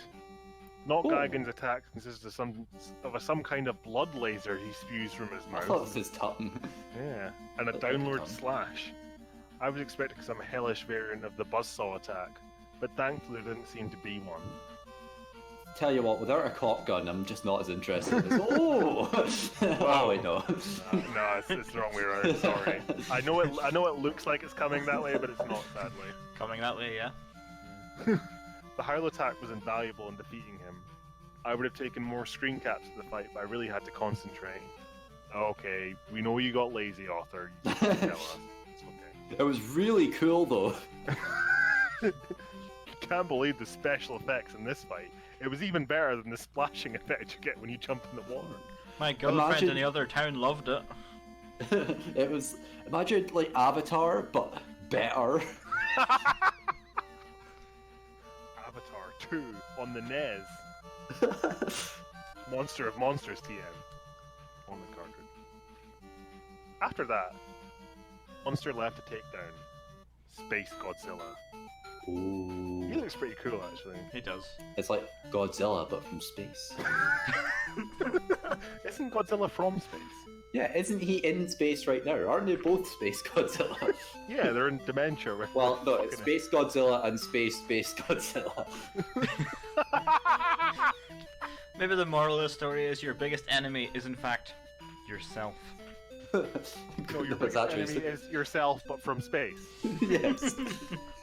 No, your biggest enemy is Space Godzilla, just regardless. As mentioned earlier, I used Godzilla for this fight. Space Godzilla's fighting technique was rather frustrating, but admittedly a very clever idea. Space Godzilla was using energy to create two flying crystals, which would reach the ground and become crystal spires.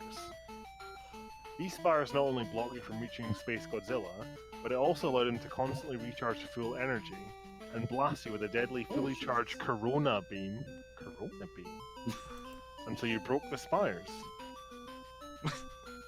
My Corona beam. What's going on? I don't know. Space Godzilla would eventually drain his own spires of energy until they shattered. He really put loads of effort into like choreographing these fights. I'm genuinely impressed by that. Yeah. Like he really put a lot of work into this. Because none of this is actually in the game. He did it all himself. Ooh. Anyway, he would drain his own spires of energy, blah blah blah. But if you waited for that to happen, you'd probably lose a lot of life. Heat beams actually seem to re-energize the spires, so you had to use physical attacks. When you finally got close enough to hit Space Godzilla, he was no pushover. Punch him in the jaw. I know. It's been a long time coming, Space Godzilla. When I punched him, he hit me back just as hard. Space Godzilla does everything Godzilla does, but space. He space punched him. Space Godzilla does everything in his power to knock you back to the left corner of the screen, so you can create more spires. By the time this was over, I had only about 5 life bars left. But it didn't matter, because I Shit, didn't it's need to moving fight again. anymore. I needed to run. Here we go again. I decided Here I right go then. again on my own. Thank you. We're not going to get copyright claim for that. I hope you realize that. There we go. Entire LRM range.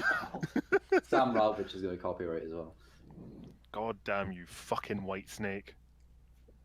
I decided right then that I really wanted to see the end of this game.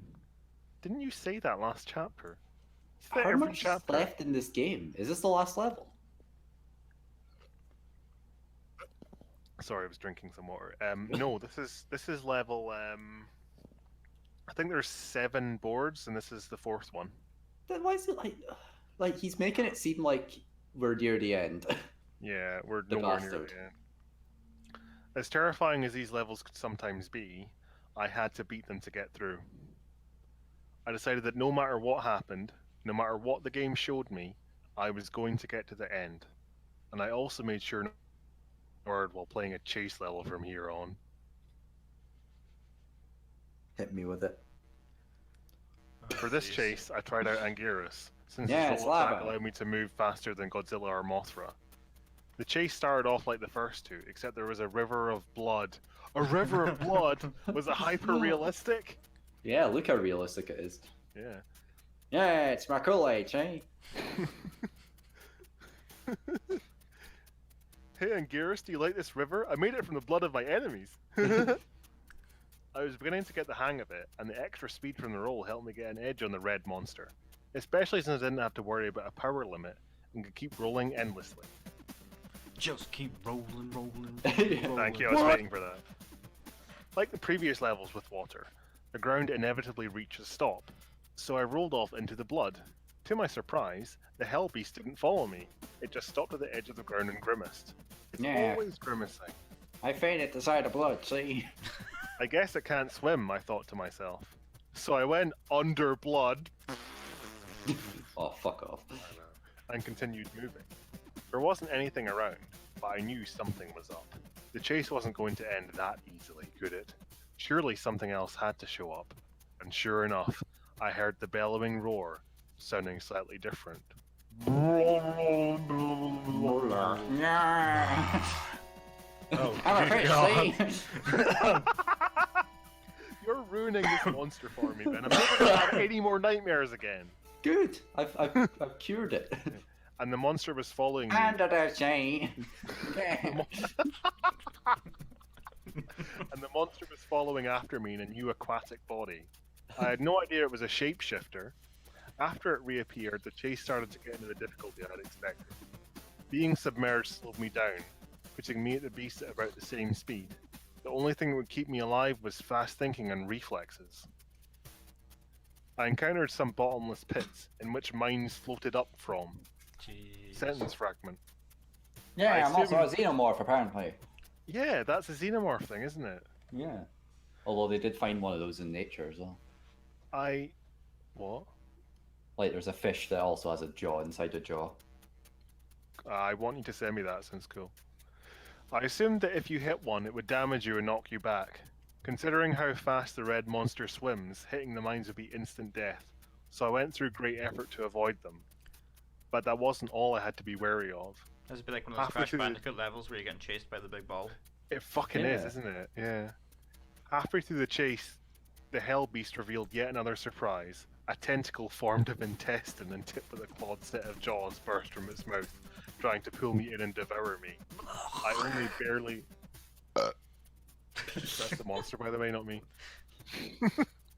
I only barely avoided both the tentacle and the mines, but I could tell the beast was getting desperate because the chase was nearly over. And about a minute later, I'd spotted a bit of ground that served as the exit. I leapt with all the might I could muster without breaking my controller. The beast screamed with rage, "Arr!" and jumped out of the blood river in one last attempt to drag me down, but I escaped its grasp. Picturing time. Free Willy. I fell I'm back on my bed and took a deep breath. I'm flying! Satisfied with yet another successful escape. Now I was headed to the 5th world. Entropy. That's chapter 4. Oh, right. Hey guys, it's Entropy here with my new story. Are you ready for Entropy? I was born ready.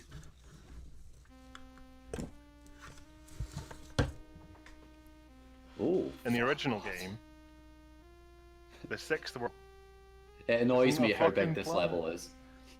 Ironically, despite being the smallest planet, Pluto was the largest and most diverse world in the game.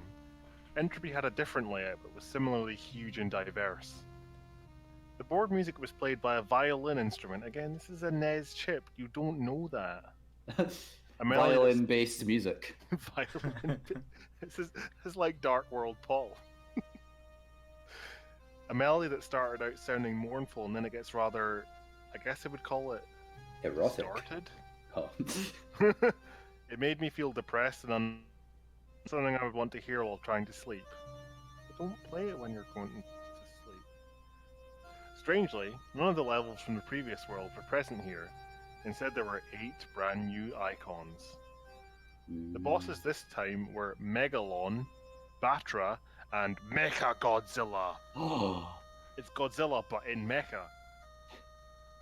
As usual, the first thing I did was go to the quiz level for another interrogation from Oh, Faith. great. But Yeah. when I got there, I noticed something different. Instead of the usual hopefully the music goofy was good. Yes. Zero RA music, it was the password theme. Oh. It was the Lavender Turn theme. Basically, yeah. I fucking love the password theme so much. The music change seemed to be intentional, because after the first 2 questions at the start, the quiz started to take on a darker tone.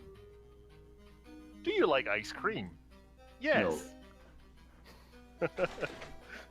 Brain freeze. What is Clearly that? has an entire popsicle in his mouth. Do you like clowns? Yes. Do you Oh. live in a society? Is time slipping through your fingers? Jesus. Yes. Yeah. Do you have any regrets? Yes.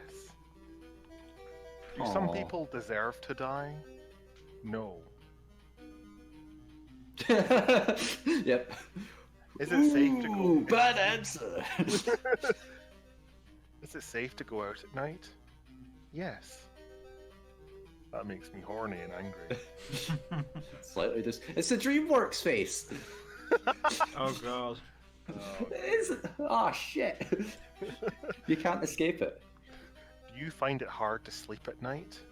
Yes. That's because ninjas are waiting to kill you. What's this, heavy rain? Have you ever killed anyone? No. 6 feet under? I don't How about an Australian?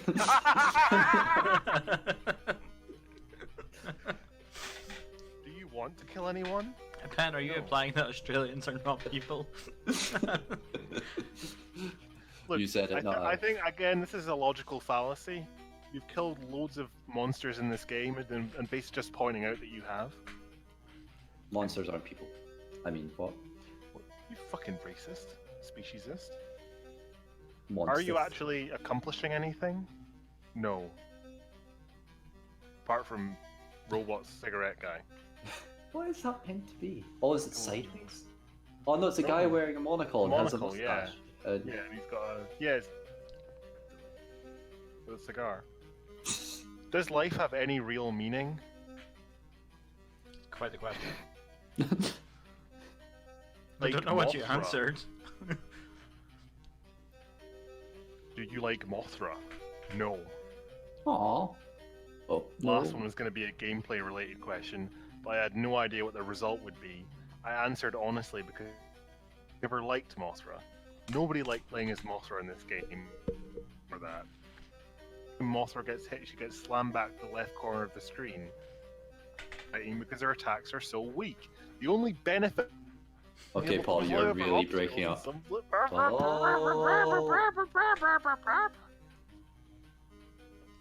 where was I in my Mothra run? Your entire Mothra screed basically was. It was enhanced by you cutting in and out. Okay, right. And there you're. I'll do it. Right.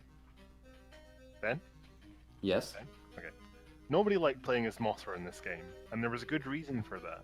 Every other time Mothra gets hit, she gets slammed back into the left corner of the screen, and she sucks at fighting because her attacks are so weak. The only benefit Mothra had was being able to fly over all. So I answered no. And Face actually replied back to me, not only with the maniacal expression, but with What with what? too bad. But with tits.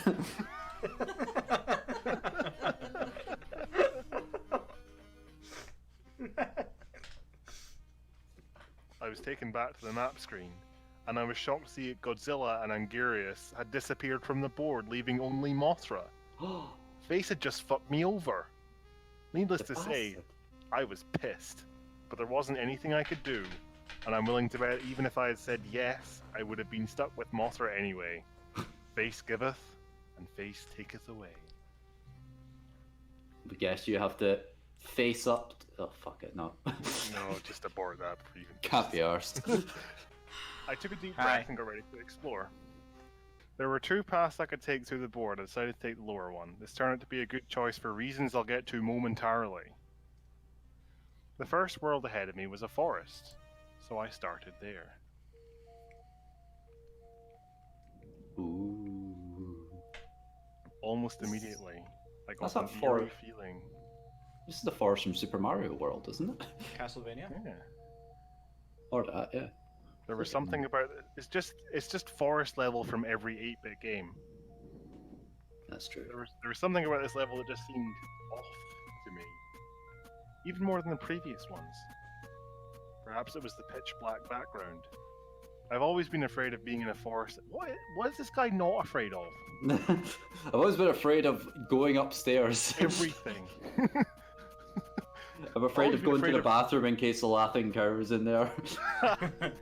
My God, I think we've cracked it then. I think we know who's playing this now. I've always Fucking. been afraid of being in the forest at night. Something about it, all these trees, make me feel surrounded and vulnerable. And the fact that I was stuck as Mothra didn't help. Playing the game's previous worlds as Godzilla gave me a feeling of bravery, being in control of the monsters. I'd be able to handle just about anything my way. Fucking hell, it actually fits. She fucking fits. Jesus Christ. Okay, I'll do a separate reading of this as TV later on, okay? Just the whole fucking thing. Yeah, Anyway. later, not now. Yeah. But it's not like that with Mothra. No feeling of strength or security. Now I'm just a weak, easily overwhelmed bug, traversing into the unknown. Back to the level. The music had new instruments sounding like woodwinds, followed by slow rhythmic drums and chiming bells. Gave me this feeling that I was intruding into some dangerous place I really should not be. The forest. After a while, I encountered the first enemies of the stage, or at least I assumed they were enemies. They were strange, long-legged deer-like creatures. Instead of attacking, they were just idly walking around. I went to approach them and they ran away. I thought about shooting one with an eye beam to see what would happen, to see if I could, but it seemed wrong. These creatures were harmless, so I passed over them and continued through the level. About halfway through, I encountered groups of... Yeah, give us your money! Oh wait, no, it's not a gun. Holding them up. It does, it looks like a gun. I encountered groups of the deer-like animals, and also 2 new creatures. Cool. Are you alright? Yep. A sloth-like creature with a beak climbing on a tree, and hairy raptor-esque beasts that were preying on the deer.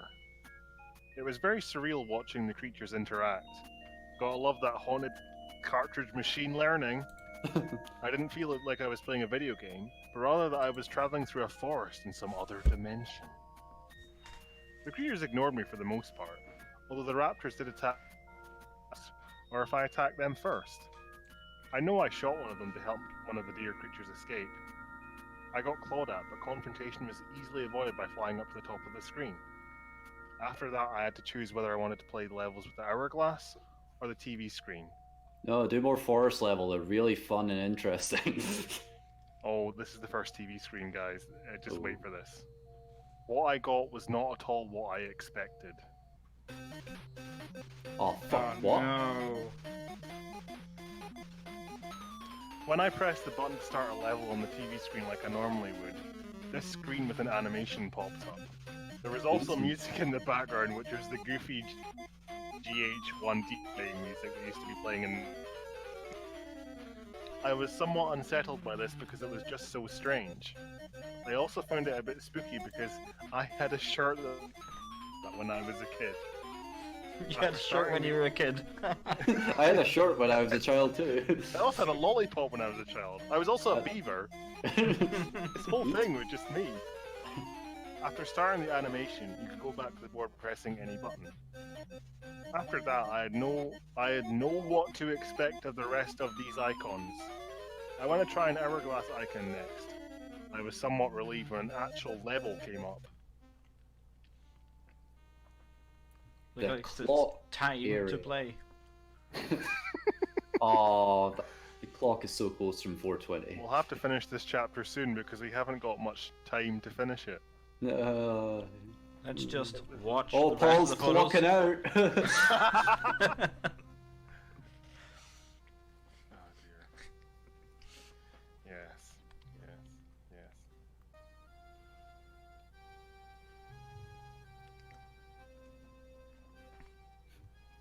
It was certainly an unorthodox looking level. I was really trying hard not to laugh. All brown, with time measuring instruments floating in the air, and gigantic grandfather clocks in the background. The music was the same as the board screen, so the guy doing the OST didn't have to do it again. And very early in the level, I encountered something else I didn't expect to see. Original enemies from the game! And not just that, it seemed to be a whole fleet of them. And the yellow tanks, which are normally immobile. Anyway, I took some damage, but it was nothing I couldn't handle. But the most interesting thing about this level was the coloured hourglass items. Ooh. There were 3 of these. This is a time-based level, so there's lots of time things, as you may have guessed. A blue hourglass that made time slow down and filled the level with enemies from the past. A red hourglass that made time speed up and filled the level with enemies from the future. A green hourglass that set time to the normal speed and filled the level with the original game enemies. It's a fucking crystal maze. I encountered the blue hourglass first. As stated, the game started to slow down and I saw the enemies from the past, which were 5 different types of prehistoric animals. Fucking dinosaurs, yes! Yeah, dinosaurs. It's fucking the dinosaur alien zombie canon continues. Yeah, it's Dino Crisis, but on the NES and haunted. Dino Crisis 0.5. I don't know much about 0.5, like 0.1, I think. I don't know much I'm just about upset that you prehistory. were playing as a moth when it came to fighting the fighter jets. Yeah. I don't know much about prehistory, but I believe all of these enemies represent real animals. Or at least that's what Godzilla 1 in 1974 told me. The level went into another segment and I encountered the green hourglass, and then I fought the original enemies again. It was the same 5 types, so I didn't take any screenshots. But in the last segment, I encountered the red hourglass, and the enemies that must have been from the future. The No. future is now. Now, whether or not the game was showing me... caught having a shit. He took the shit. Disgusting. Yeah, we finally found out who took the shit. That's the most important part of the red hourglass. It was me. Disgusting. It was me, disgusting. Now, whether or not the game was showing me 8-bit renditions of creatures that will actually exist thousands of years into Earth. Thousands? Thousands? Hang on. The light greeny blue one at the top has a giant anus. Oh my god, yeah. That is Wow. gaping. That is a perfect match for the gun call. Yeah, it's a shame they never had a chance to meet.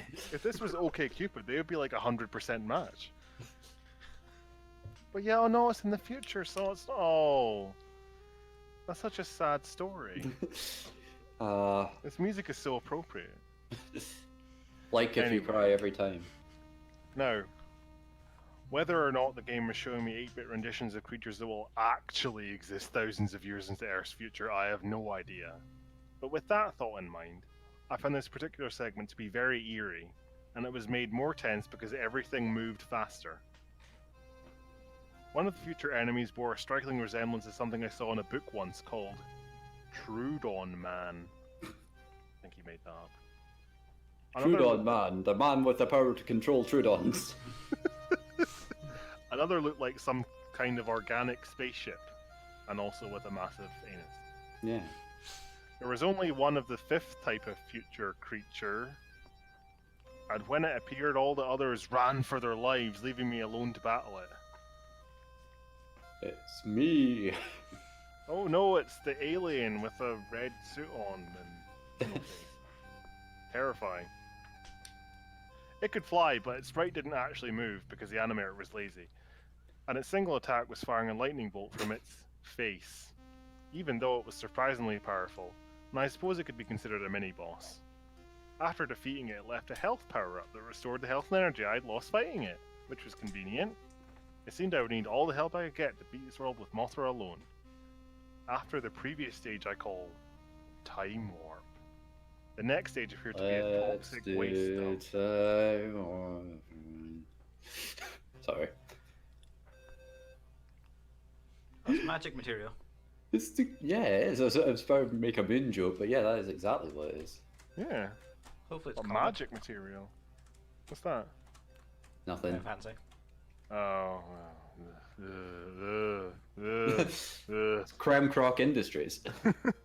As you can see, the place looked grungy and inhospitable. The music was a short looping of an ambient synthesizer song. Listening to... It's, oh god, it's a DJ Paul original. I'm glad you said that, because listening to it made me feel like I had sniffed some toxic fumes myself, and it was messing with my head the whole time. I even felt like I was choking while playing this level. Just like DJ Nice. Paul. The enemies all seem to be mutated to some degree. In the above screenshot you can see green mummies with bird skulls that jump out of the waist to spit projectiles. There's Right. also a brownish cow skeleton monster with spider legs. Cool! Please added tell me that it says to cool. Bodacious. Awesome! Tubular. Halfway through the Radical. level I even saw one of the deer from the forest. It Okay, was this is alone. fucking weird, but a bunch of clouds just moved out the way and I can literally see the moon right now. Fucking hell. Is it green? No, it's Aw. moon shaped and Has any of the enemies in the game suddenly turned to look at you, Ben? that. Oh yeah, it did. Oh god. No. Fuck. The moon. So Oh, what he's is the what does the deer monster look like in profile? Is he cool? That is that is profile, Paul. Oh fuck. What does the deer monster look like in the other thing that face does?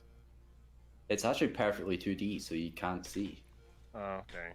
Never mind. So he just disappeared then. How do you know he's Yeah. looking at you? Because he disappeared.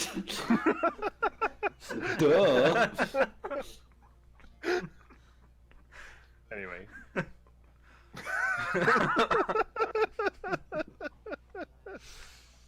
Do you think the moon's green because it's also covered in toxic waste? That they send all their Yeah. toxic waste to the moon? That's it. How dare they? Those motherfuckers. How dare they send a mixture to the moon? And in the background you just see Brian Cox in a fucking rampage killing everything. That's what this game is. He made it in revenge. Halfway through the level, I even saw one of the deer from the forest. It was alone, and when I saw it, it was drinking toxic waste out of a barrel with an anteater-like tongue. I was moving over to try to make it stop, but then this flock of skullbirds came out of nowhere and started attacking. Is that a jump scare? No. The deer was scared by this and ended up running off the ground. You are fucking terrified about this jump scare, aren't you? Yeah. And ended up running off the ground into the toxic waste. One of the birds bit me, and I got rabies, but I regained health quick from killing another week. From what? Killing. I got health from murder.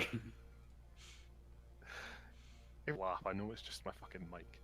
Because it's like, this is a normal sentence. Anyway. Yeah. I pressed onward. No.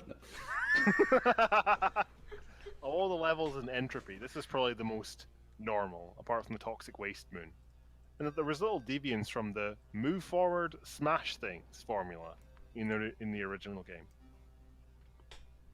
I He seems encountered to- more creatures through the level, like tentacle blobs, and some kind of deformed thing with human-like teeth. The author's kind of fallen in love with his own product now because he's like saying, "This is so much better than the original Godzilla. Why wasn't I put in charge of it?"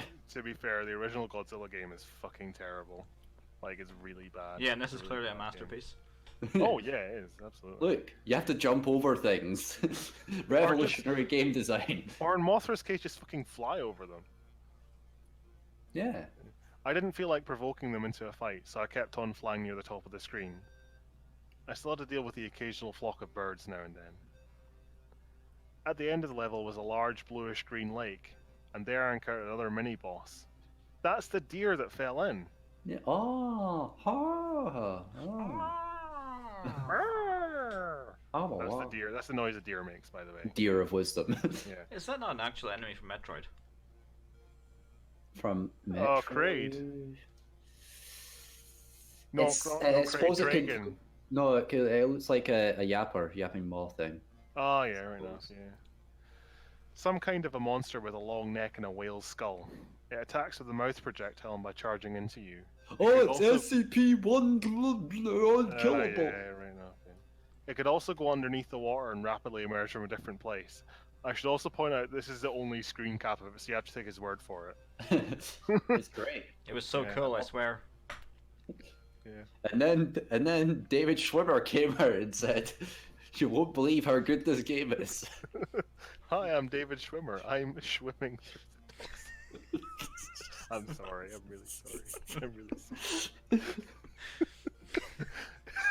It was harder to beat than the boss from the time warp. We Had a were lot on of a help. break.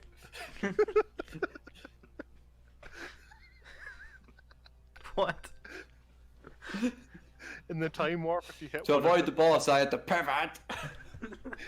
in the time warp, when you hit the fucking red hourglass and you go into the future, David Schwimmer is still saying they were on a break. Anyway, it was I harder to beat provoked than the the boss enemy from by the eating time its warp. sandwich. Bye. God. And it had a lot of health because it must have taken me 3 minutes to defeat it. My god. It let out a really loud noise when it died. That's not the jump scare. And No. then sang back into the water. Okay, 3, 2, 1. No. No. And then sank back into the water as I left the screen. Back on the board, I went to the nearest level icon I hadn't seen yet, which was a white tree. As I guessed, the level was a winter-themed recolor of the forest stage. Ooh, Winter Wonderland.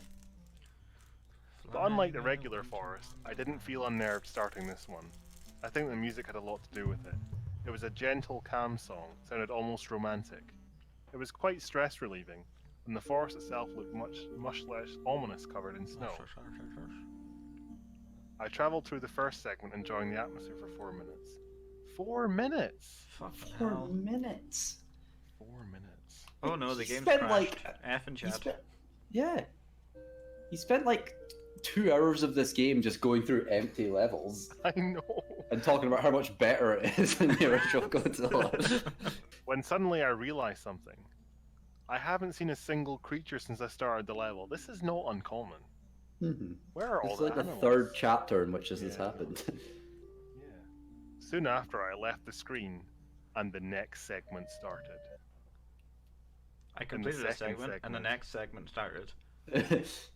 And then something scary The happened. second segment, I was The end. but now the music was gone. I travelled for 50 minutes, starting to feel suspicious. But then I reminded myself that there were other empty levels in the game, and this was likely another one of these. But I heard something familiar. It was the 12-second looping music from Unforgiving Cold starting up. I could feel my heart sink as I came across this horrible sight. Oh shit. It was a whole group of dead deer creatures covered in snow. Oh dear. Judging from the blackish blue tone of their skin, they must have all frozen to death. What a On dreary sight. closer inspection, some were missing body parts. Now I was frightened of this haunted game. Not a one of them had a penis. But I You still could had to say keep that the going. game froze. You could say that those deer needed to chill. What killed the deer? The Ice Age. I knew I needed to stay cool if I was going to complete this game. Cool. Before exiting the level, I was really hoping to see something resembling the previous forest animals in a living state, and sure enough, I did. It was a Hi. creature much like the beaked sloth, except this thing had white fur and was more of a beaked gorilla. It was walking very slowly when I saw it, but I was happy to at least see something alive. Maybe it's However, just a sloth covered in snow. it didn't stay that way for long. A pack Oh, of shit. raptors, who must Right have in the sensed that ass. something else was still alive, came rushing in from the right side of the screen. It still looks like a gun. Give me your money. Yeah, it does. Your money or your life, see? Give me your money, but in winter now. I want all the Bitcoin you've got. The beaked gorilla didn't stand a chance, as one of the raptors immediately lunged at it and ripped open its back legs. These winter raptors acted far different from their temperate relatives. While the other raptors only attacked while hunting prey or when provoked, the winter raptors seemed to have all gone insane. They attacked everything in sight. One was running back and forth clawing at nothing.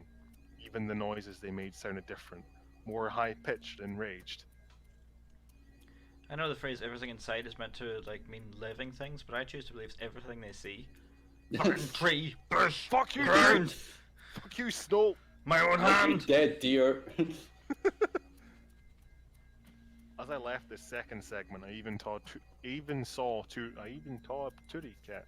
raptors fighting to the death. They were both covered in injuries, and one of the raptors fighting. They were both covered in injuries, and one of the raptors had been blinded in one eye. I took a screenshot, but I didn't stay to see who won the fight. Why? I don't know. Maybe Something it's not one of them- something interesting's happening. Better get out of here. Back to flying through things for 9 minutes. Yes, exactly. I only had to get through one more segment before I could go back to the board screen. But in this segment, I was no longer in the winter forest, but instead a very empty, grassy plain The with a bright Look at grey that moon fucking in the sky. You have to do Don't- this entire level in a Brian Cox Ben, voice. Ben, Stephen, I know this sounds really weird, but don't get attached to that moon. What? What do you What? mean? What are you doing to the moon? What do you moon? And this is when things start to happen. Oh. The pleasant music of Winter Forest Part 1 had returned. And immediately, I started to feel dread. This is going to sound crazy, but it's the absolute truth. The game made this level from one of my memories. Oh, fuck off. Oh no. After a long stretch of nothing, I reached a lake. And then, the moon moved down from the sky and began to hatch like an egg. Who could be in there? Please, When Brian it Cox. There be fucking Brian Brian Cox in Cox. there. Okay, right. That's the end of the stream. The canonical ending is that it's Brian Cox in the moon. Fucking Photoshop. Whoever's in there, I want a Photoshop of it actually being Brian Cox. When it I'm a did. star Okay. child. Are you ready? Are you ready for this? Are you ready for this? Okay. Yeah. When it did, a curled up humanoid figure fell into. Is Brian Cox's No. son or daughter? No fucking ways. It's me. Curled up humanoid figure fell into the lake as the moon halves quickly. Quickly S what? in the chat for the moon. The moon halves what? Disintegrated. Alright, okay. I No. heard a splash when it hit the water, and a moment of silence. Then the screen began to shake, and a new creature emerged from the water. No. Now it's run you to kill Mothra. It's me. I was born Brian. Brian Moonbeast. Brian Coxtrosity. And It's thus, me, Giant Cox. I was introduced to a monster. I'm the giant Cox. Anyway, and thus I was introduced to a monster I call the Moonbeast. This was the only screenshot I took because I was focusing all my concentration on winning the fight, and it was the most difficult fight yet. stronger than any of the previous bosses, this creature would have been hard to deal with Godzilla, and with Mothra, it seemed nearly impossible, he says, whilst not detailing any of the attacks or what it does. So I won. Easily.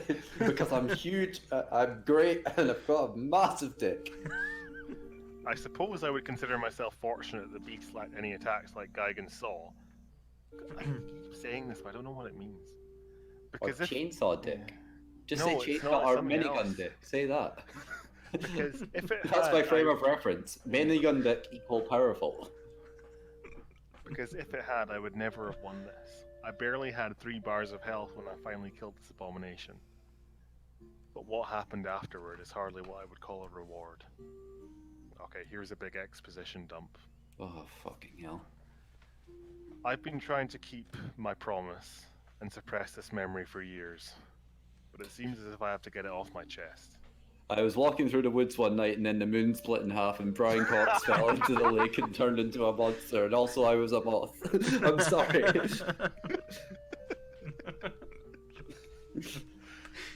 Yeah, pretty much. I don't need to say it now, that's it. Okay. This is a painful memory for me, but the game already knows about it, and I think you should too. I'll just tell you the important parts, because I don't like bringing this experience back into my head unless I have to. Back when I was in middle school, I had a girlfriend named Melissa. Oh, She suffered from some kind of mental disorder that caused her to go into episodes.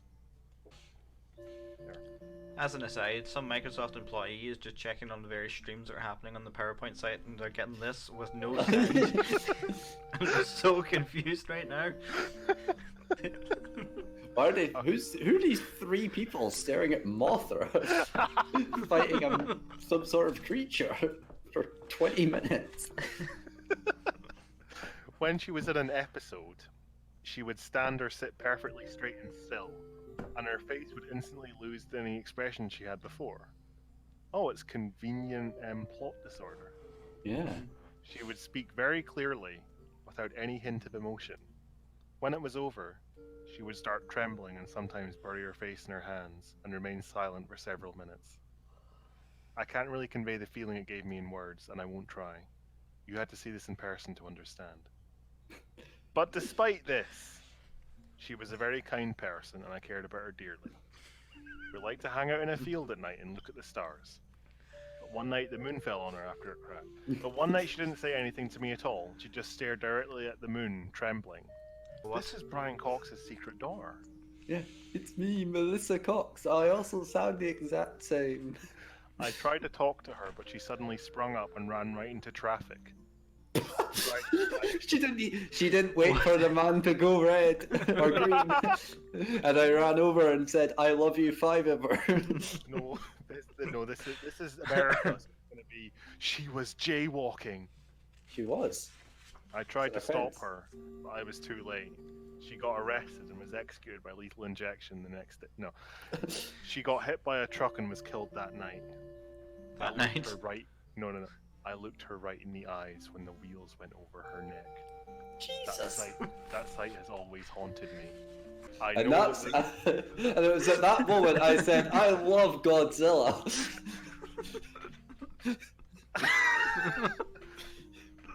I know that the game knows about this because after I defeated the Moon Beast, this happened. Video of getting run over. This is your warning. Is it? Hit me with it.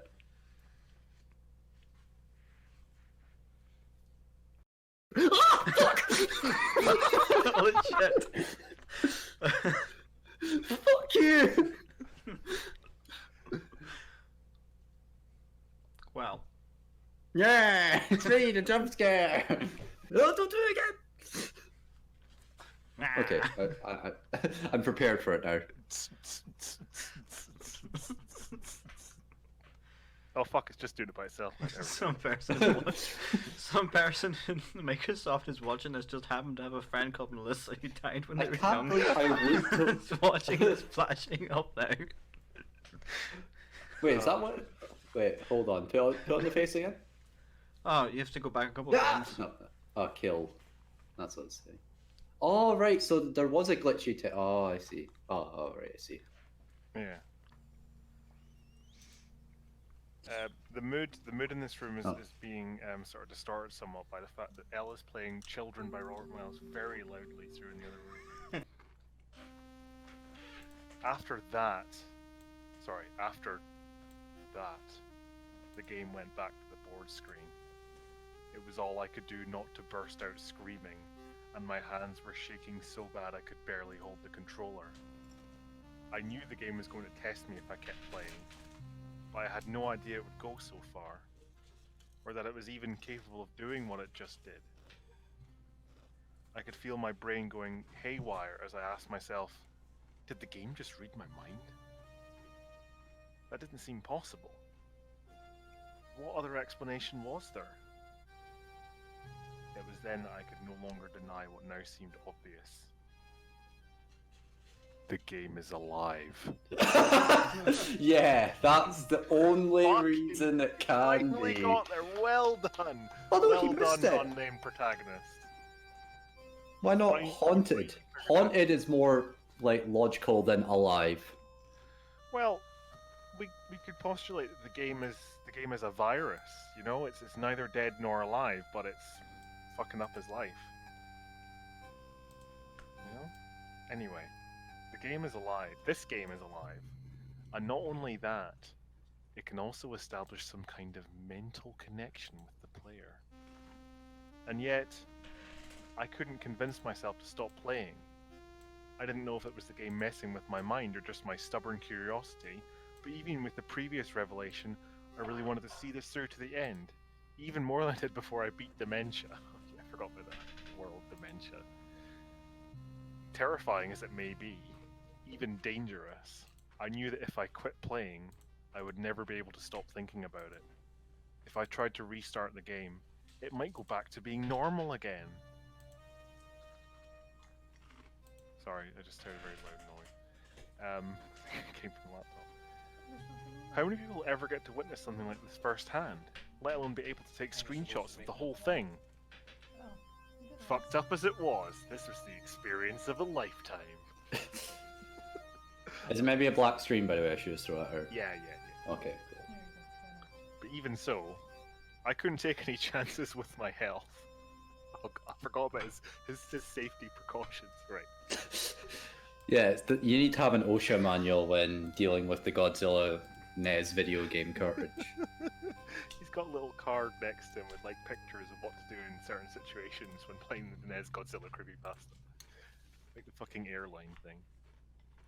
I had the TV remote right next to me, ready to turn the TV off in case I felt it was in actual danger. And if that didn't work, I would pull the plug out of the wall or just run out of the room. Surely, that would be enough. This is the plot of that Jumanji remake. He's gonna get sucked into the game and have to fight Godzilla or something. Unnamed protagonist. An arm reached out of the TV and pulled him aside. Who are you? He said. We are the cheetah. No. Whatever powers this game has, Quote seem to be unquote. confined to what it can show on the TV, and whatever its mental connection could do. The latter was what worried me. I still didn't know what I was dealing with, so I wasn't about to underestimate it. I took a break for a few minutes to calm my nerves, and then it was back to the game. And speaking of TVs, it's just this sudden tone change. There was a TV screen icon right before the white forest I just left, and because the first animation was so bizarre, I figured I'd try another to see what happens. Although I expected the same animation, I actually got a... What? Steven, are you muted? Sorry, I was just... No, he's just asleep. Yes, I'll go good. Oh, right, okay. Although I expected the same animation, I actually got a totally different one.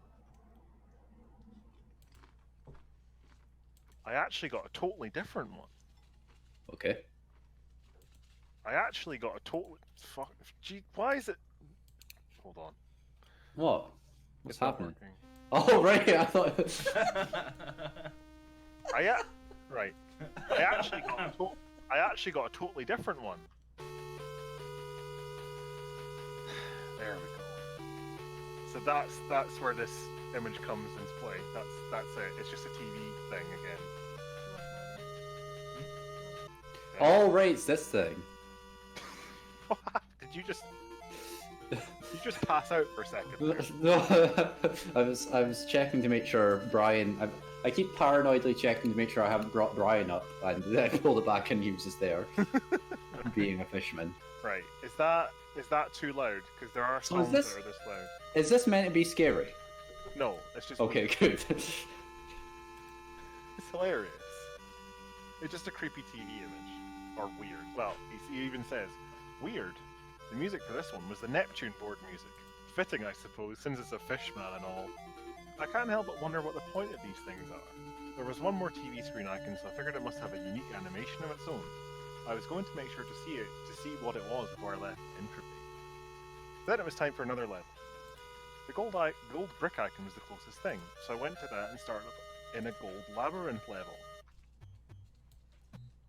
Oh, okay. My health and power were refilled. Not sure how or why, but I guess it was just Deus Ex Machina. But I was glad to not be heading in the unknown nearly dead. I also noticed that my Mothra Hold on. A Mothra spite. My Mothra spite had shrunk to half its original size. Or maybe the map had gotten twice as big. You didn't think of that. Or maybe the TV screen had gotten twice as big. Maybe... Oh yeah, I did realise I'm now playing this in a cinema. That's that mental connection the game has with the viewer. Yeah. It bought me a new TV. I thought it was just some sort of weird glitch. Right, anyway. The music was a slow, ominous drum beat. Ominous. Yeah. With Listen female to how vocals ominous it kicking is. in about a minute into it. Quite Oh. haunting. Spoilers, there are no female vocals in this version of the song. Oh. Oh, there they are, hold on. There are. Quantify. Quantify! There you go. Oh, there it is, sorry. Just sounds like someone running their hand on the edge of a wet glass. The gold labyrinth itself was an anomaly. I'm not sure how this level would have played it if I was using Godzilla or Angirius, but because flying seemed necessary just to get around this place. Yep. Another thing that caught my attention was that when you go left, your monster actually turns and faces the left. Revolutionary. Oh my god, it's just I like- another thing that's haunted about this fucking game. Yeah, that's what it says. Like, You this can game is turn clearly In this the game next game? is clearly alive and haunted. Oh my! But you know, turning left—that's just too far. Right. That sounds stupidly obvious, but in the original game, you were only supposed to move to the right, so that when you tried to move left, your monster ended up walking/flying backwards. This level was apparently gigantic in size. Sorry, I'm really tired. Because every time I thought I'd reach an end to it, or thought I was going to end up back where I started, I encountered something totally new. Things Oh, like lava Jesus! blockades Easter Island heads. and statue faces. Oh, look at all this! Look at this. Yeah, Yes. he's done a lot of work for this. It's like holiday slides. Yeah. And this is us sitting next to the beach, and this is us parasailing. Here's us at There's the me Lake of standing next to Fire. a strange face. There's my mate Sunman, he came along for the trip. Made This is friends with basically him. Greece, isn't it? Yeah, this is the Greece level, basically. Like, In yeah. fact, I can verify this is exactly what Greece is like. Can confirm I was actually the crazy sun with tentacles. And I found one statue face at a dead end with a wide, open-eyed stare. Ooh, Wide, open-eyed stare. don't look at me, Mothra. Looks like he's just opened the tax bill. No, his explanation for this is even better. The night Melissa died, she had an expression on her face that looked exactly like the time. What? And so the author reveals this revelation that Melissa is in fact 8-bit. And bald. He has dementia, so sometimes he forgets to tell us these details. I've just realized this game there has very little to do with Godzilla. I know. That's what I like about it. It verges so far away from Godzilla and becomes like Holy its shit. own game. Like, I really, this could've- I really like that. Like, at this point, you could just like replace Mothra with a sprite of himself. Yeah, I know exactly. It is well. It gets worse. Oh. It does verge very heavily into sort of nerd wish fulfillment territory. There's actually the streambulance. There was also a siren in the background of the song that I found quite soothing. 1 to 5. Even when she got hit by the truck, she still had that same expression. I thought her head got crushed by the truck. How did you know? Well, like splatted onto him. Melissa. The face flew Just off it popped out of the skull and just went dead. with that expression. Hello, I'm dead now, protagonist. Nicolas Cage was there. The accident went. Wow, looks like her face off. It's like the face you have when you're getting a haircut. It's just like, Yeah. Looks like the truck blew my face off. Anyway, very good. I can't help but feel like something really is staring at me from behind the screen when I look at this. 'Cause it's so 8-bit. Yeah, it's It's staring. 9-bit. The 9th color has been discovered.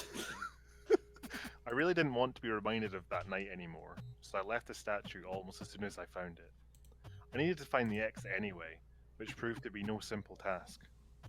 It felt like this level stretched on forever in all directions, much like the middle of Harry Potter and the Deathly Hallows.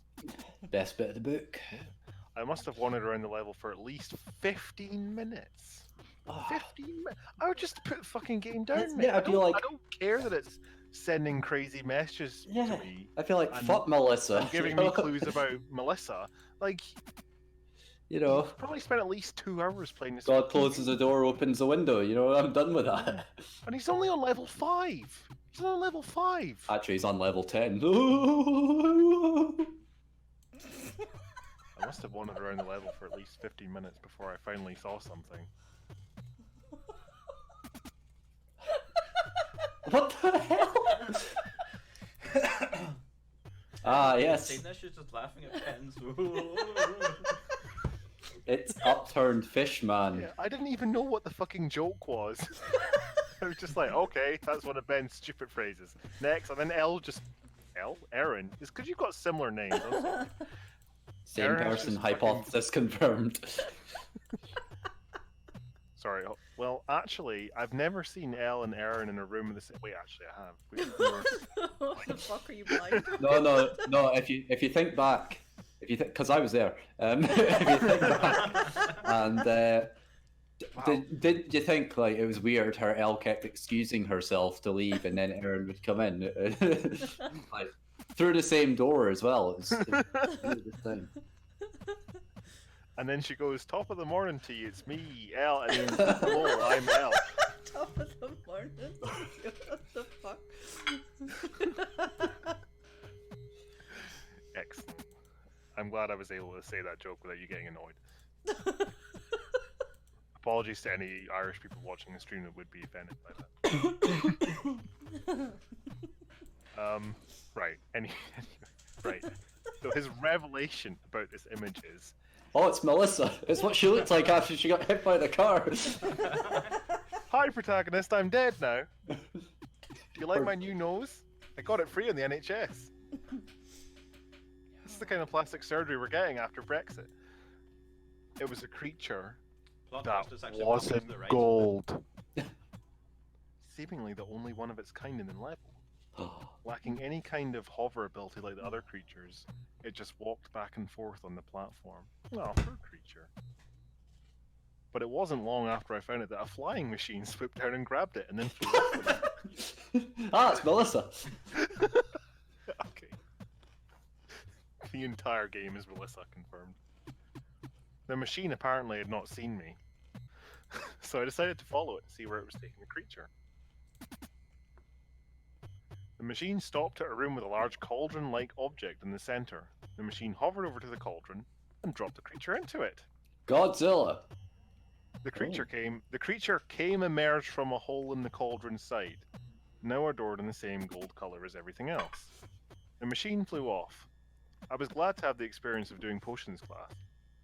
I'm not really sure what to make of this. But I'm glad I came upon it because I found the exit soon after.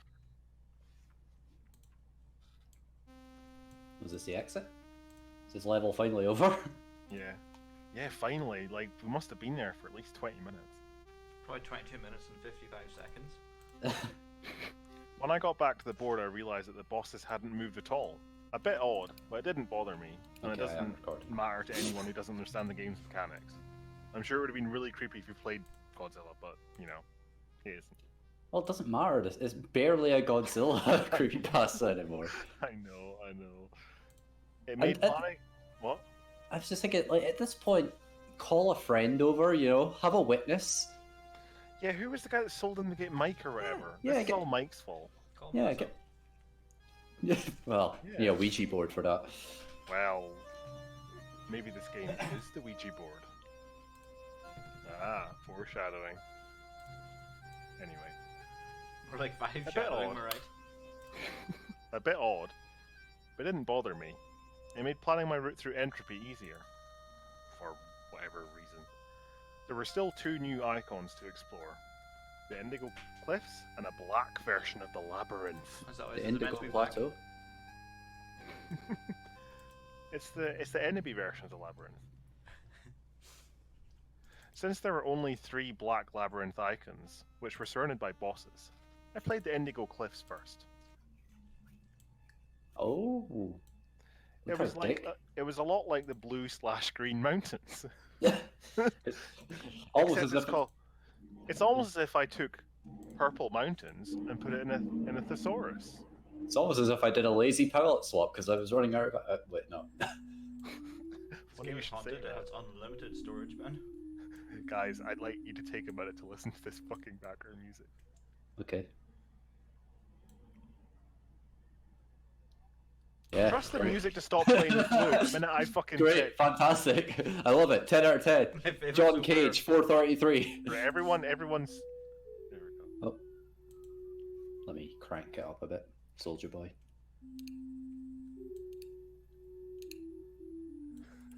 It's just like someone practicing a recorder. This is the Right. worst cover of Smoke on the Water I've ever heard. Right, here we go. I'll wait for the next loop of the song.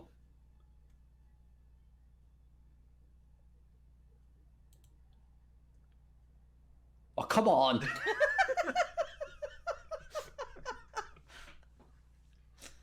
It knows L. Oh,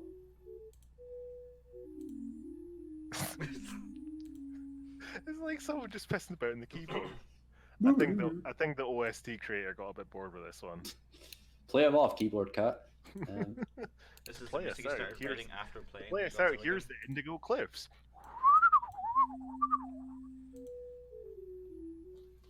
Maybe that's why Bill O'Reilly got so annoyed. That's the song that's playing them out. Anyway, the level graphics had the same shredded look to it. There's also a recolor of the clouds and moon from the toxic waste dump. The music, if you can call it that, was merely a deep rumbling noise. I was tone deaf to the flutes as well. One of the first things I encountered were these multicolored Aw. creatures with big heads emerging from a small cave in the I like ground. them. Trypophobia call out right there. Ben, Hello. don't get attached to those creatures. Aw. Why? I'm naive, why? They all made a synchronized shaking sound, and they walked to the right in a group after emerging from the cave, ignoring me. They dancing? Having no other way to go, I followed them on their route. More and more emerged from the cave until the group had about 100 creatures.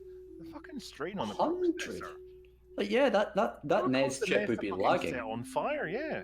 Be flickering, sprites would be dancing in and out. It'd be like playing Yeah. Gradius. Lavender theme Well- song start playing. Well, as we've established, these fucking haunted cartridges can just, just have massive processing speed.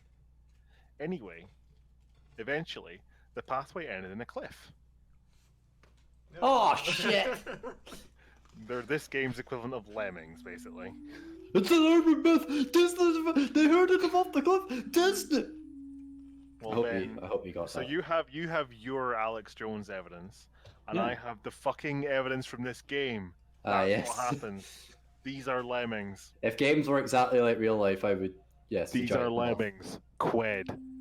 Quid. Qued. I was shocked to see that upon reaching the cliff, all the creatures began jumping off into the abyss. I've seen enemies walk off cliffs before, but I've never seen NPCs commit mass suicide like this. Very unsettling way to start off a level.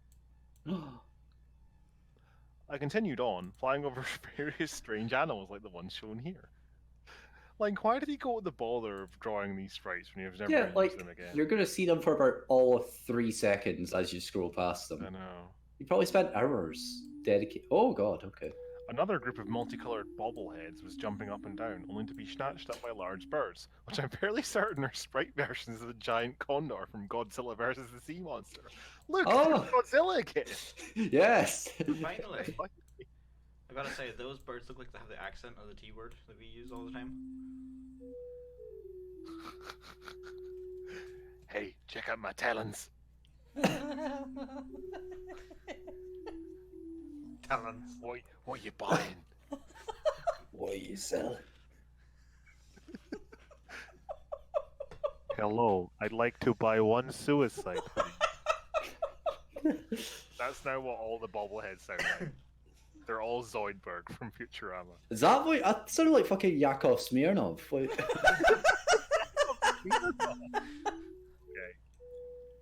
Okay. In Soviet Russia? No. God. In Soviet Russia, life ends you. Anyway, I defeated some of the condors in battle, but it bothered me that these bobbleheads seemed to be so eager to die, as if the game itself is alive. Perhaps the creatures in these levels are also alive, and some have very unhappy lives, if this behavior is any indication. But what provokes them to do this? In the back of my mind, I almost suspect the glowing moon in the sky is the reason. For The glowing no what? reason. Oh my god, the moon is purple! That can't be a moon. The moon is on. It's oh shit! It's better be a bit racist there. I was better do Brian Cox racism there Oh god. because he only recognizes the Earth moon, the white moon, as the right one. But then I realized that would sound very bad if I actually said it. We established already that Titan is Brian Cox's favorite moon. Oh yeah, well that's probably. What color is that? Not purple. Methane. Holly's head is almost fallen off the shelf. Apparently she likes sleeping that way, so who am I to judge? Anyway, right. Blah blah, unfounded claim about glowing moon. At the end of the level, I saw yet another group of the bobbleheads marching up to a large monster and being devoured. Devouring, not shown. This was starting to disgust me. So acting on impulse, I fired off eye beams at both the monster and the bobbleheads. I destroyed the cave. So well done, you killed them anyway. What You killed their fucking home. achieved by that? Yeah. You've trapped them underground forever. The monster became angry and ran through the remaining bobbleheads to fight me. I thought Mothra had picked up the monster with his mouth. Although it lacked any ranged attacks, it was relentless. And just imagine it sitting there going, "Come on then, come on, fight me, come down here, fight me. Fight me, you just killed my dinner. What you doing?" But it was no match for me. I was in the home stretch now, up to the bosses. My plan was to go through Batra first, then Megalon. Ah, thanks for the game plan in the haunted video game. After that, I would watch the last TV screen, play the Black Labyrinth before fighting Mecha Godzilla. And lastly, going through the chase with the Hellbeast. I was curious to see if it'd be a new form again. But first things first, time to beat up Batra. He's a Hi. As I expected, he started off in his larva form. The music was Varan's battle theme. It is. Whenever the game puts in a new Godzilla kaiju with more than one form, that other form always shows up. For a game that's otherwise inexplicable, it's rather startling in its consistency and accuracy with the new kaiju bosses. See, this is the only part of the game that stays true to the theme of Godzilla. All the kaijus are like in there, and they're all really well programmed, and they're all really, really well explained. So there's your time. Anyway. Well, actually, if you've seen Godzilla Return to Space Part 3, you'll find that Batra actually has 18 legs. That's actually right enough, Stephen. So this guy's now cancelled. The fight started off simple. Larva Batra fought in a similar fashion as Maguma did. whoever they are, charging back and forth and occasionally firing off lightning from its horn, not shown here. During the fight, I noticed that Mothra's combat capabilities can be altered in my favor. The I-beams did 2 times as much damage as they did originally. By golly. Now they were as strong as Godzilla's punches. The poison powder was similarly improved. It actually inflicted bad poison rather than normal poison as in the Pokemon game. It also did this nice thing where it would actually hit an enemy when you used it. Burn for the original Godzilla game, guys. Yep. In the original game, even though Mothra could fly, she was unable to fly over an opponent. You would get knocked back in the same way as if you just ran straight into them, which is extremely annoying, but not anymore. I could change direction and fly around, which was a big help because fighting Imago Batra is much like fighting a clone Mothra, although Batra is distinctly faster and stronger. No longer impeded by its slow-moving larva form, Imago Batra was a fearsome opponent. Fearsome. Although it lacked the horn lightning, it now had a new, more powerful eye. The sprite is looking to the left! Back out! Ben, can you stop telling me about that? Because it's making me really unsettled, okay? Oh yeah, it's the scariest part of this. Batra could change direction just like I could. This battle involved a lot of flipping and flying around. It was pretty damn fun, to be honest. This video game's fun! Holy shit! This video game's fun and haunted. It's got something for the whole family.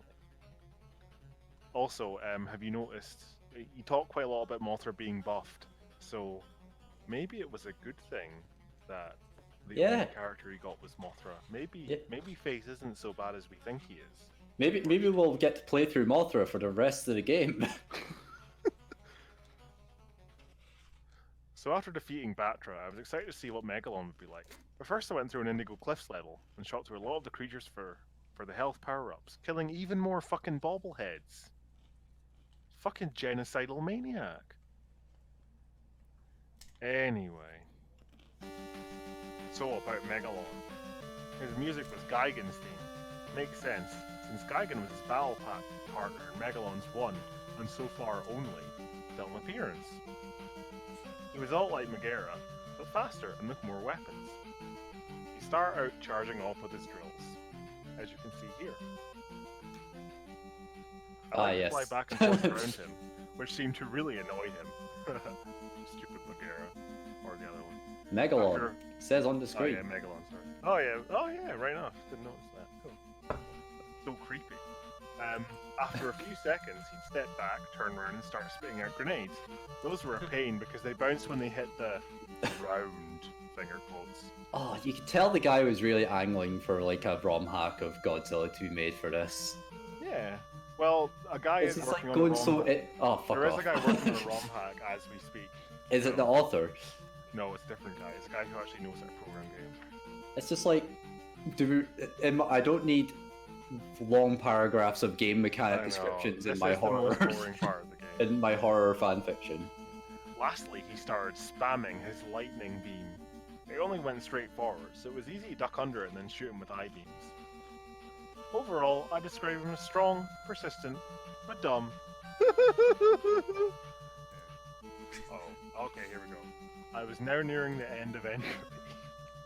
I'd just taken down Megalon, and I started up the last TV screen to see what I get this time. The result was unpleasant. Oh god. Oh. Okay. Yeah. The music for this gruesome scene was the password theme. I couldn't figure out why this animation was so sinister and violent in comparison to the other two. The whole game seemed to be growing more malevolent. As I went on to finish Entropy, I began to feel drained.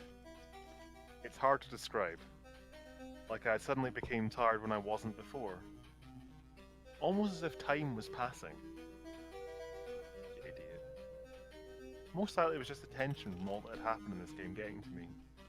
But who knows? If you go back a slide, Paul, I'm picturing that guy is... His head is actually on sideways, so the top hole is with left eye.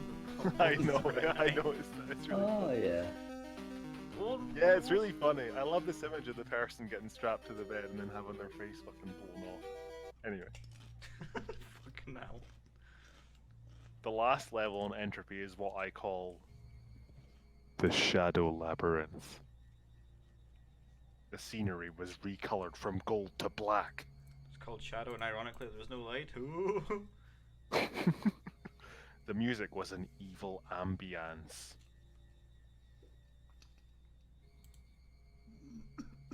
Similar to the Unforgiving Cold loop, but distinctly different.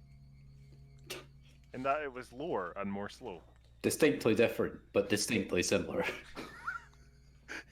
I know, I love that. I love it when bad authors use that in a sentence. It was similar, but different. It was quite unique. But also not unique. The music was my first sign that this level was going to be distressing. I travelled through the maze for about a minute, and I noticed there wasn't any creatures hovering around. I took out the cartridge, blew on it, and put it back there. That would be the sensible thing to do. This is clearly bullshit. Mothra is clearly hovering around right there. Yeah, I know. It was an odd transition from the Gold Labyrinth, which was overrun with creatures.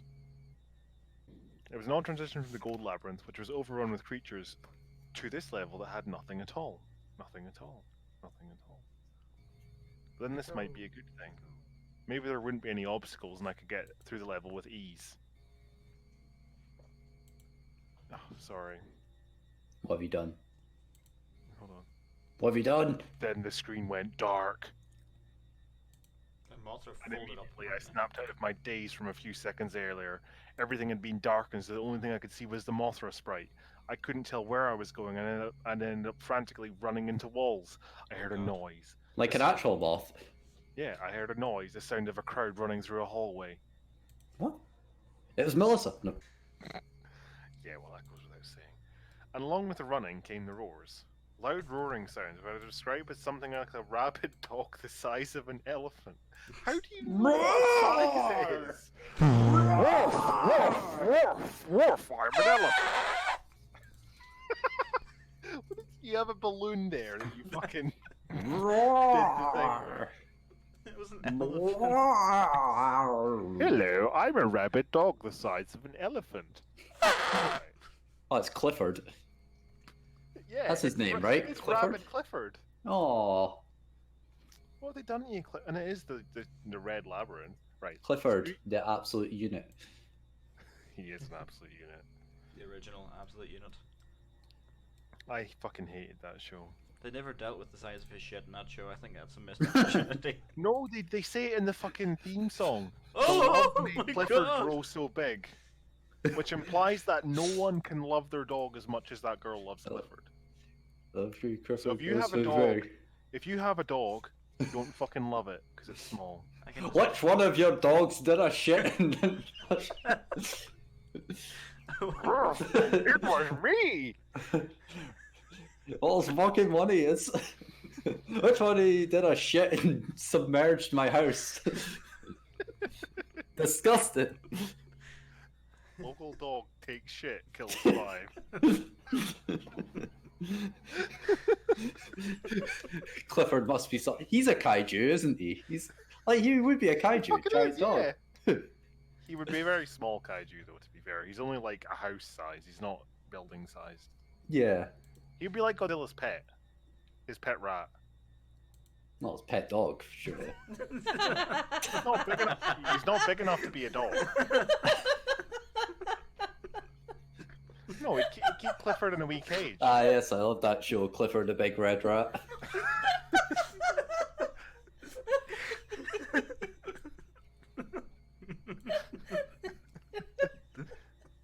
Oh, Clifford, you just gnaw your way through the fucking sewage pipe again.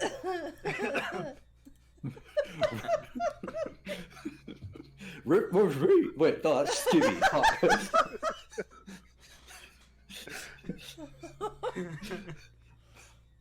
Raggy? Yankee, Scoob, and Shaggy, which one of yous took this shit? Let's go over the clues. Ah, yes, Scooby snacks. Like, Zoink Scoob, it wasn't me! Zoink Scoob. What? No one, please close that door, El. I don't want to hear Katy Perry again. Yes, as long as I don't hear Last Katy Perry Friday again. night. Okay. You're in bed. What the No. fuck? I was doing a bit of Katy Perry, At the end but then I forgot the lyrics. We took too many shots. We may have kissed, but I forgot last Friday. Last Friday night, do it all again. Anyway, It wasn't. It was hot and cold anyway. all right. Hot, right. Hot and cold. Something you can, hot and cold. So anyway, how about that Mothra? I have a feeling that Aaron is enjoying this stream a lot, this recording a lot more than the last one. What are you talking about? Primarily The last because one? they're This not is actually one fucking seamless reading thing. Yeah. Welcome to hour 6 of the.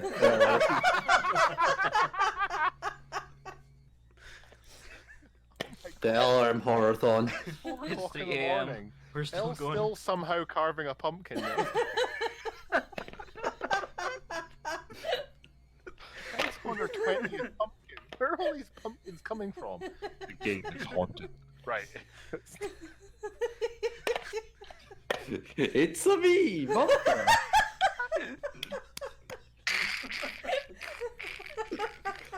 There, that's your segue, Paul. Go.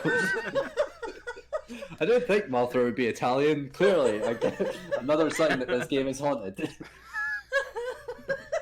She's Italian and she turns left? What? Wait, hold on. Oh, that's a very scary pumpkin. What is it? Describe the pumpkin and don't say. Don't, It's got It Mothra sort carved into it. It's orange and it's it sort of looks like an anime pumpkin. Aw. Yeah, send it to Ben, Stephen, and Aaron on Facebook. Like the actual pumpkin or a picture of the pumpkin? Well, now in 2019, you can actually send pumpkins over the internet.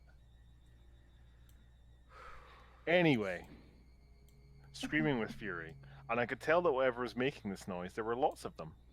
I knew there was something there, but it wasn't until I did some screen cap editing that I got to see what my pursuers looked like. Hit me with it. Oh, that was a good transition, actually. It's the Oh, same image. they're wearing hoods. Yeah. They remind me of something, but I don't know what. Oh, yeah. It does, and that's annoying. Neds. Alright, mate. Alright, Mothra. Alright, right, Mothra, I pure love your wings. He's a shot of them, man. I swear, I'm fae the gold labyrinth. I'm no fae the shite shadow labyrinth.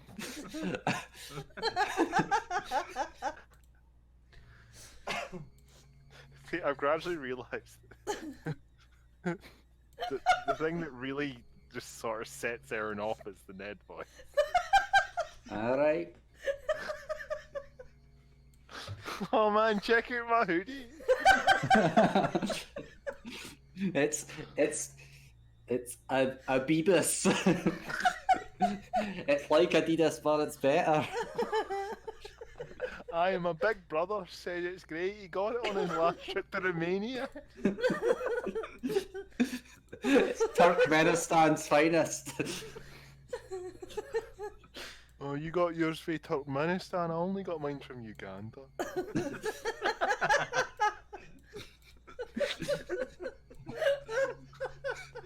The worst thing about being Ned Demons is that you can't put on trainers. Oh, I'm pure fucking starving. I've got the munchies. You got any of those bobbleheads? Quick, let me put on some happy hardcore music. The music actually stopped looping. Sorry, because we were watching it. I'm sitting at the bus playing some happy hardcore out of my Motorola. So that's a sneak peek of the happy hardcore Mecha Godzilla theme. Right, that's enough. Finish this fucking story, okay? No. But at the time, I couldn't see where they were. Lost my where I dog was Clifford. going. Have you seen him? I was literally running blind, and this mob of beasts eventually caught up with me. All I could think was, No! As I saw my life bar rapidly declining, the monsters taking me down to half of my total health, and I was saved. The light came back on, and the attackers had disappeared. Because we all know, Neds hate the light. Nice. Oh man, it blinds my eyes. And so the challenge of this level was revealed. Find the exit before the lights go out, and a pack of Neds maul you to death. I was in panic mode now, moving as fast as I could go, while trying every path I could find for a way out. As I played through the level, the lights went out a total of 3 times. The second time I would have been dead meat had it not been for one of the wide-eyed statues. It's me, Mullet. Wait, no. Wrong character. As I stayed close to it, the monsters seemed to all avoid me until the light came back. Do you see what the game's doing? It's making him stay next to the thing that unsettles him. Ah, yes. Anyway, the statue warded them away somehow. I was safe as long as I stayed near the statue, but at the same time I had to leave to find the exit. Bye, Melissa. The Shadow See ya. Labyrinth. Thanks, Melissa. The Shadow Labyrinth turned out to be much smaller than the Gold Labyrinth, as it only took about 6 minutes to navigate. 6 minutes! Come on! Just fucking frisbee the cartridge out the window. Yeah, it's like you'll get more enjoyment out of it that way. You know what? Throw it in front I of a threw the truck. cart- It's I how threw- Melissa would have wanted it. I threw the cartridge out. I threw the cartridge out the window. It took 20 minutes to reach the ground, somehow. But before the exit, there was a row of halls leading straight down with no way out once entered. You either got to the exit before the monsters reached you, or you died. Oh. Oh dear. What happens if you Thankfully, I made die? it out. You have to start the level again. Oh, Oh, God. right. Oh, Only no, one yes. more boss, Mecha Godzilla, or should I say, Happy Hardcore Godzilla. I started the battle and got something unexpected. Oh, it's OG Godzilla. Yeah, It's- it's IRL Godzilla. IRL Godzilla. Not only did my life shoot back up to 100% again, creepy, it seems to do that randomly. Instead of a replacement boss, I was fighting Godzilla. But any Godzilla fan worth their salt can figure this out. Mecha Godzilla started off like fighting a clone Godzilla, but his guy burned away after only 3 life bars. Whoa. Usually, turned into usually a transformation only occurs at Bridezilla, yeah. halfway point. Yeah. At this point, it was like fighting Mechagodzilla in the normal game. Felt kind of nice to fight one of the original game enemies for a change. Although he wasn't exactly like normal, he also had a rainbow beam and finger missiles. Oh, finger missiles. I thought it was just like a gun. Yeah. This prevented me from doing the old trick of backing him in the corner and hitting him with I-beams in a spot where he can't hit me. But that was always a trick cheap anyways. Something I've noticed about creepypasta authors is they always use anyways as a Yeah. suffix instead of anyway. I'm It's pretty like- sure there's just like one creepypasta author and they just write everything. Next, I know I'll who- talk about my blood whistle experience.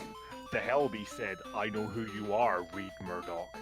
I know you haven't been able to sleep the past few days." No, my necro sleep. Wait, no. Oh, I need- man, necro sleep. Read more like. Read Murdoch more like Deed Murdoch. For more information, watch our Necro Sleep Saga video. Thanks. That's good. That's a good non sequitur. But after getting him down to half his health, something weird started to happen. His sprite started to glitch in much the same way as Gazora had way back in the first world. After a few seconds, the glitches began to form into a new shape. Oh no. Oh, no. Hit me with it. Oh god. Hello, it is me. Hello, it's me, Uncanny Valley. I'm Dog Faceman. It's Clifford the Big Red Dog in Kaiju form. Clifford, what have they done to you? Clifford the Big Red Human. Oh no, it's Clifford, the large grey mecha. And Clifford is spelt with like a 1 instead of an I and stuff like that. Yeah. Clifford the large grey mecha, because large is a more intelligent word than big, am I right? And thus the game had created not Mecha Godzilla, sorry, it's Clifford now, and I discovered that this visual glitch was somehow related to the game recreating things. The human face on this one gives it a very uncanny look. It looks like one of the, like, there were hundreds of, like, really bad quality sci-fi shooter games on the NES, and half the bosses were just, like, body horror sort of things, and this sort of reminds me of that. It's pretty cool, actually. No, it's Melissa. Oh, yeah, sorry, it's Melissa. It was one of the stronger replacement monsters, and it had the most firepower. Pictured here is its mouth beam, which I got caught in the middle of. Jesus. I know, Still right? doesn't. I missed caught. There's a lot Yes. of phallic imagery in this game. No. Oh yes, the phallus, well known for residing in the mouth. But Something's really nice.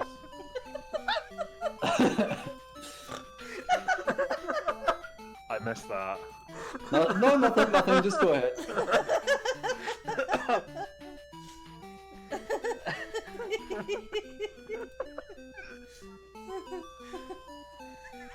Okay. Right, what did you say?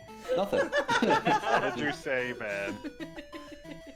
I told a really good knock knock joke. You want to hear it? Knock knock. He's there. Knock knock. Who's there? Doorbell. Doorbell who? Knock knock. You do realize I'll just find this out on the video anyway. That's true, but I want to make you work. I just mentioned that the dingus does not usually reside within the mouth of the human. The pee-pee. Your pee-pee. The gentleman. The general. Hello, The Buster. Would you like conquistador. to see my conquistador? The French press, wait. So if you assume that the Clifford, the big grey human's penis is, you know, anatomically correct and therefore pink, that's a big fucking mouth penis. I think you're the only one that's assuming that he has a penis.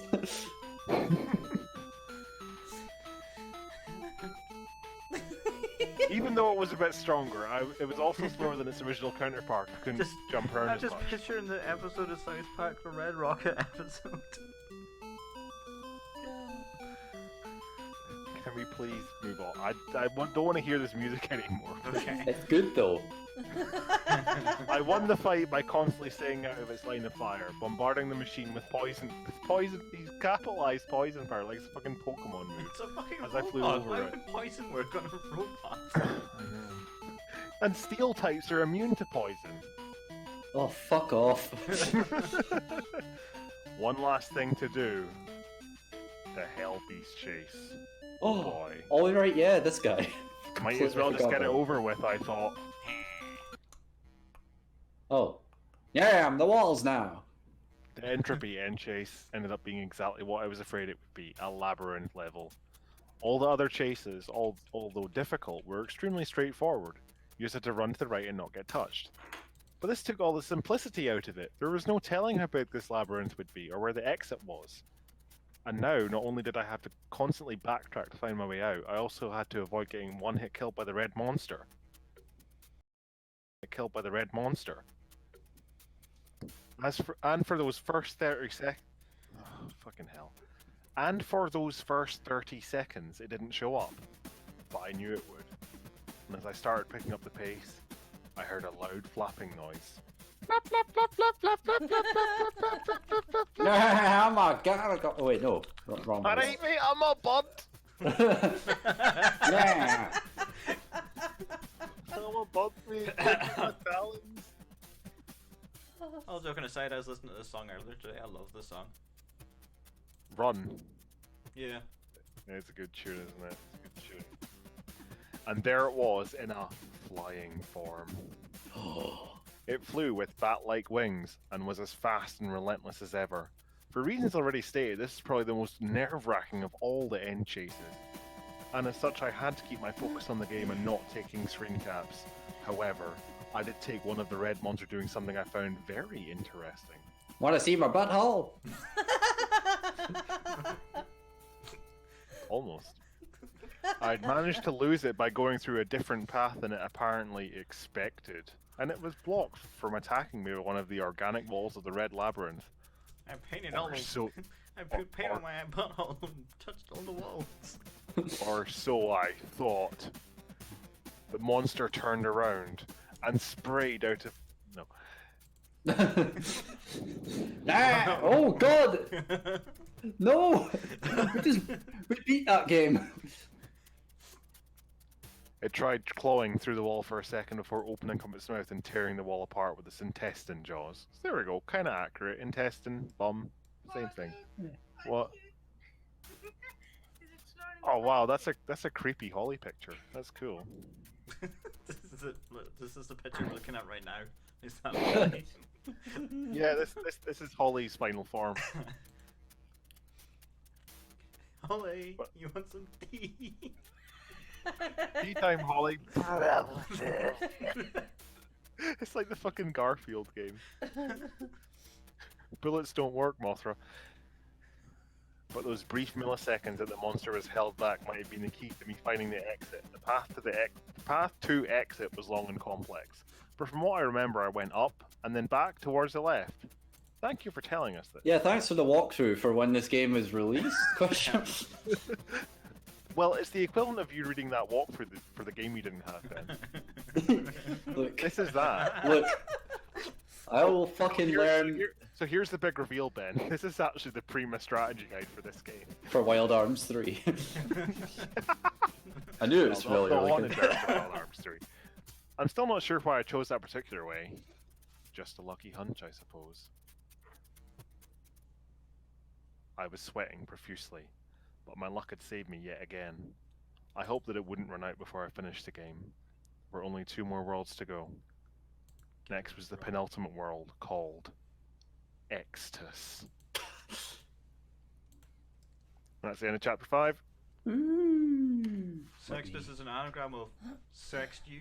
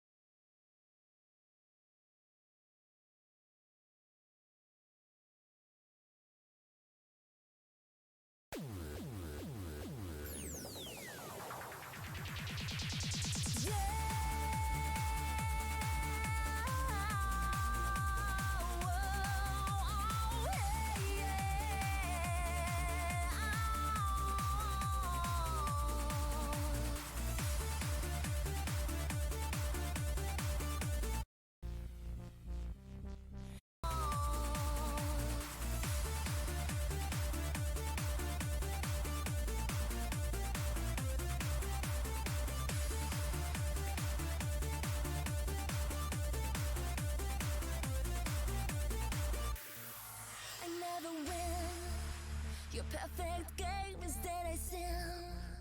I hate you cause I never win.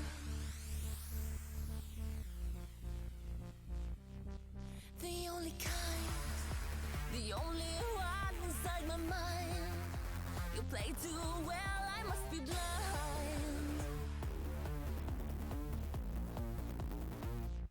You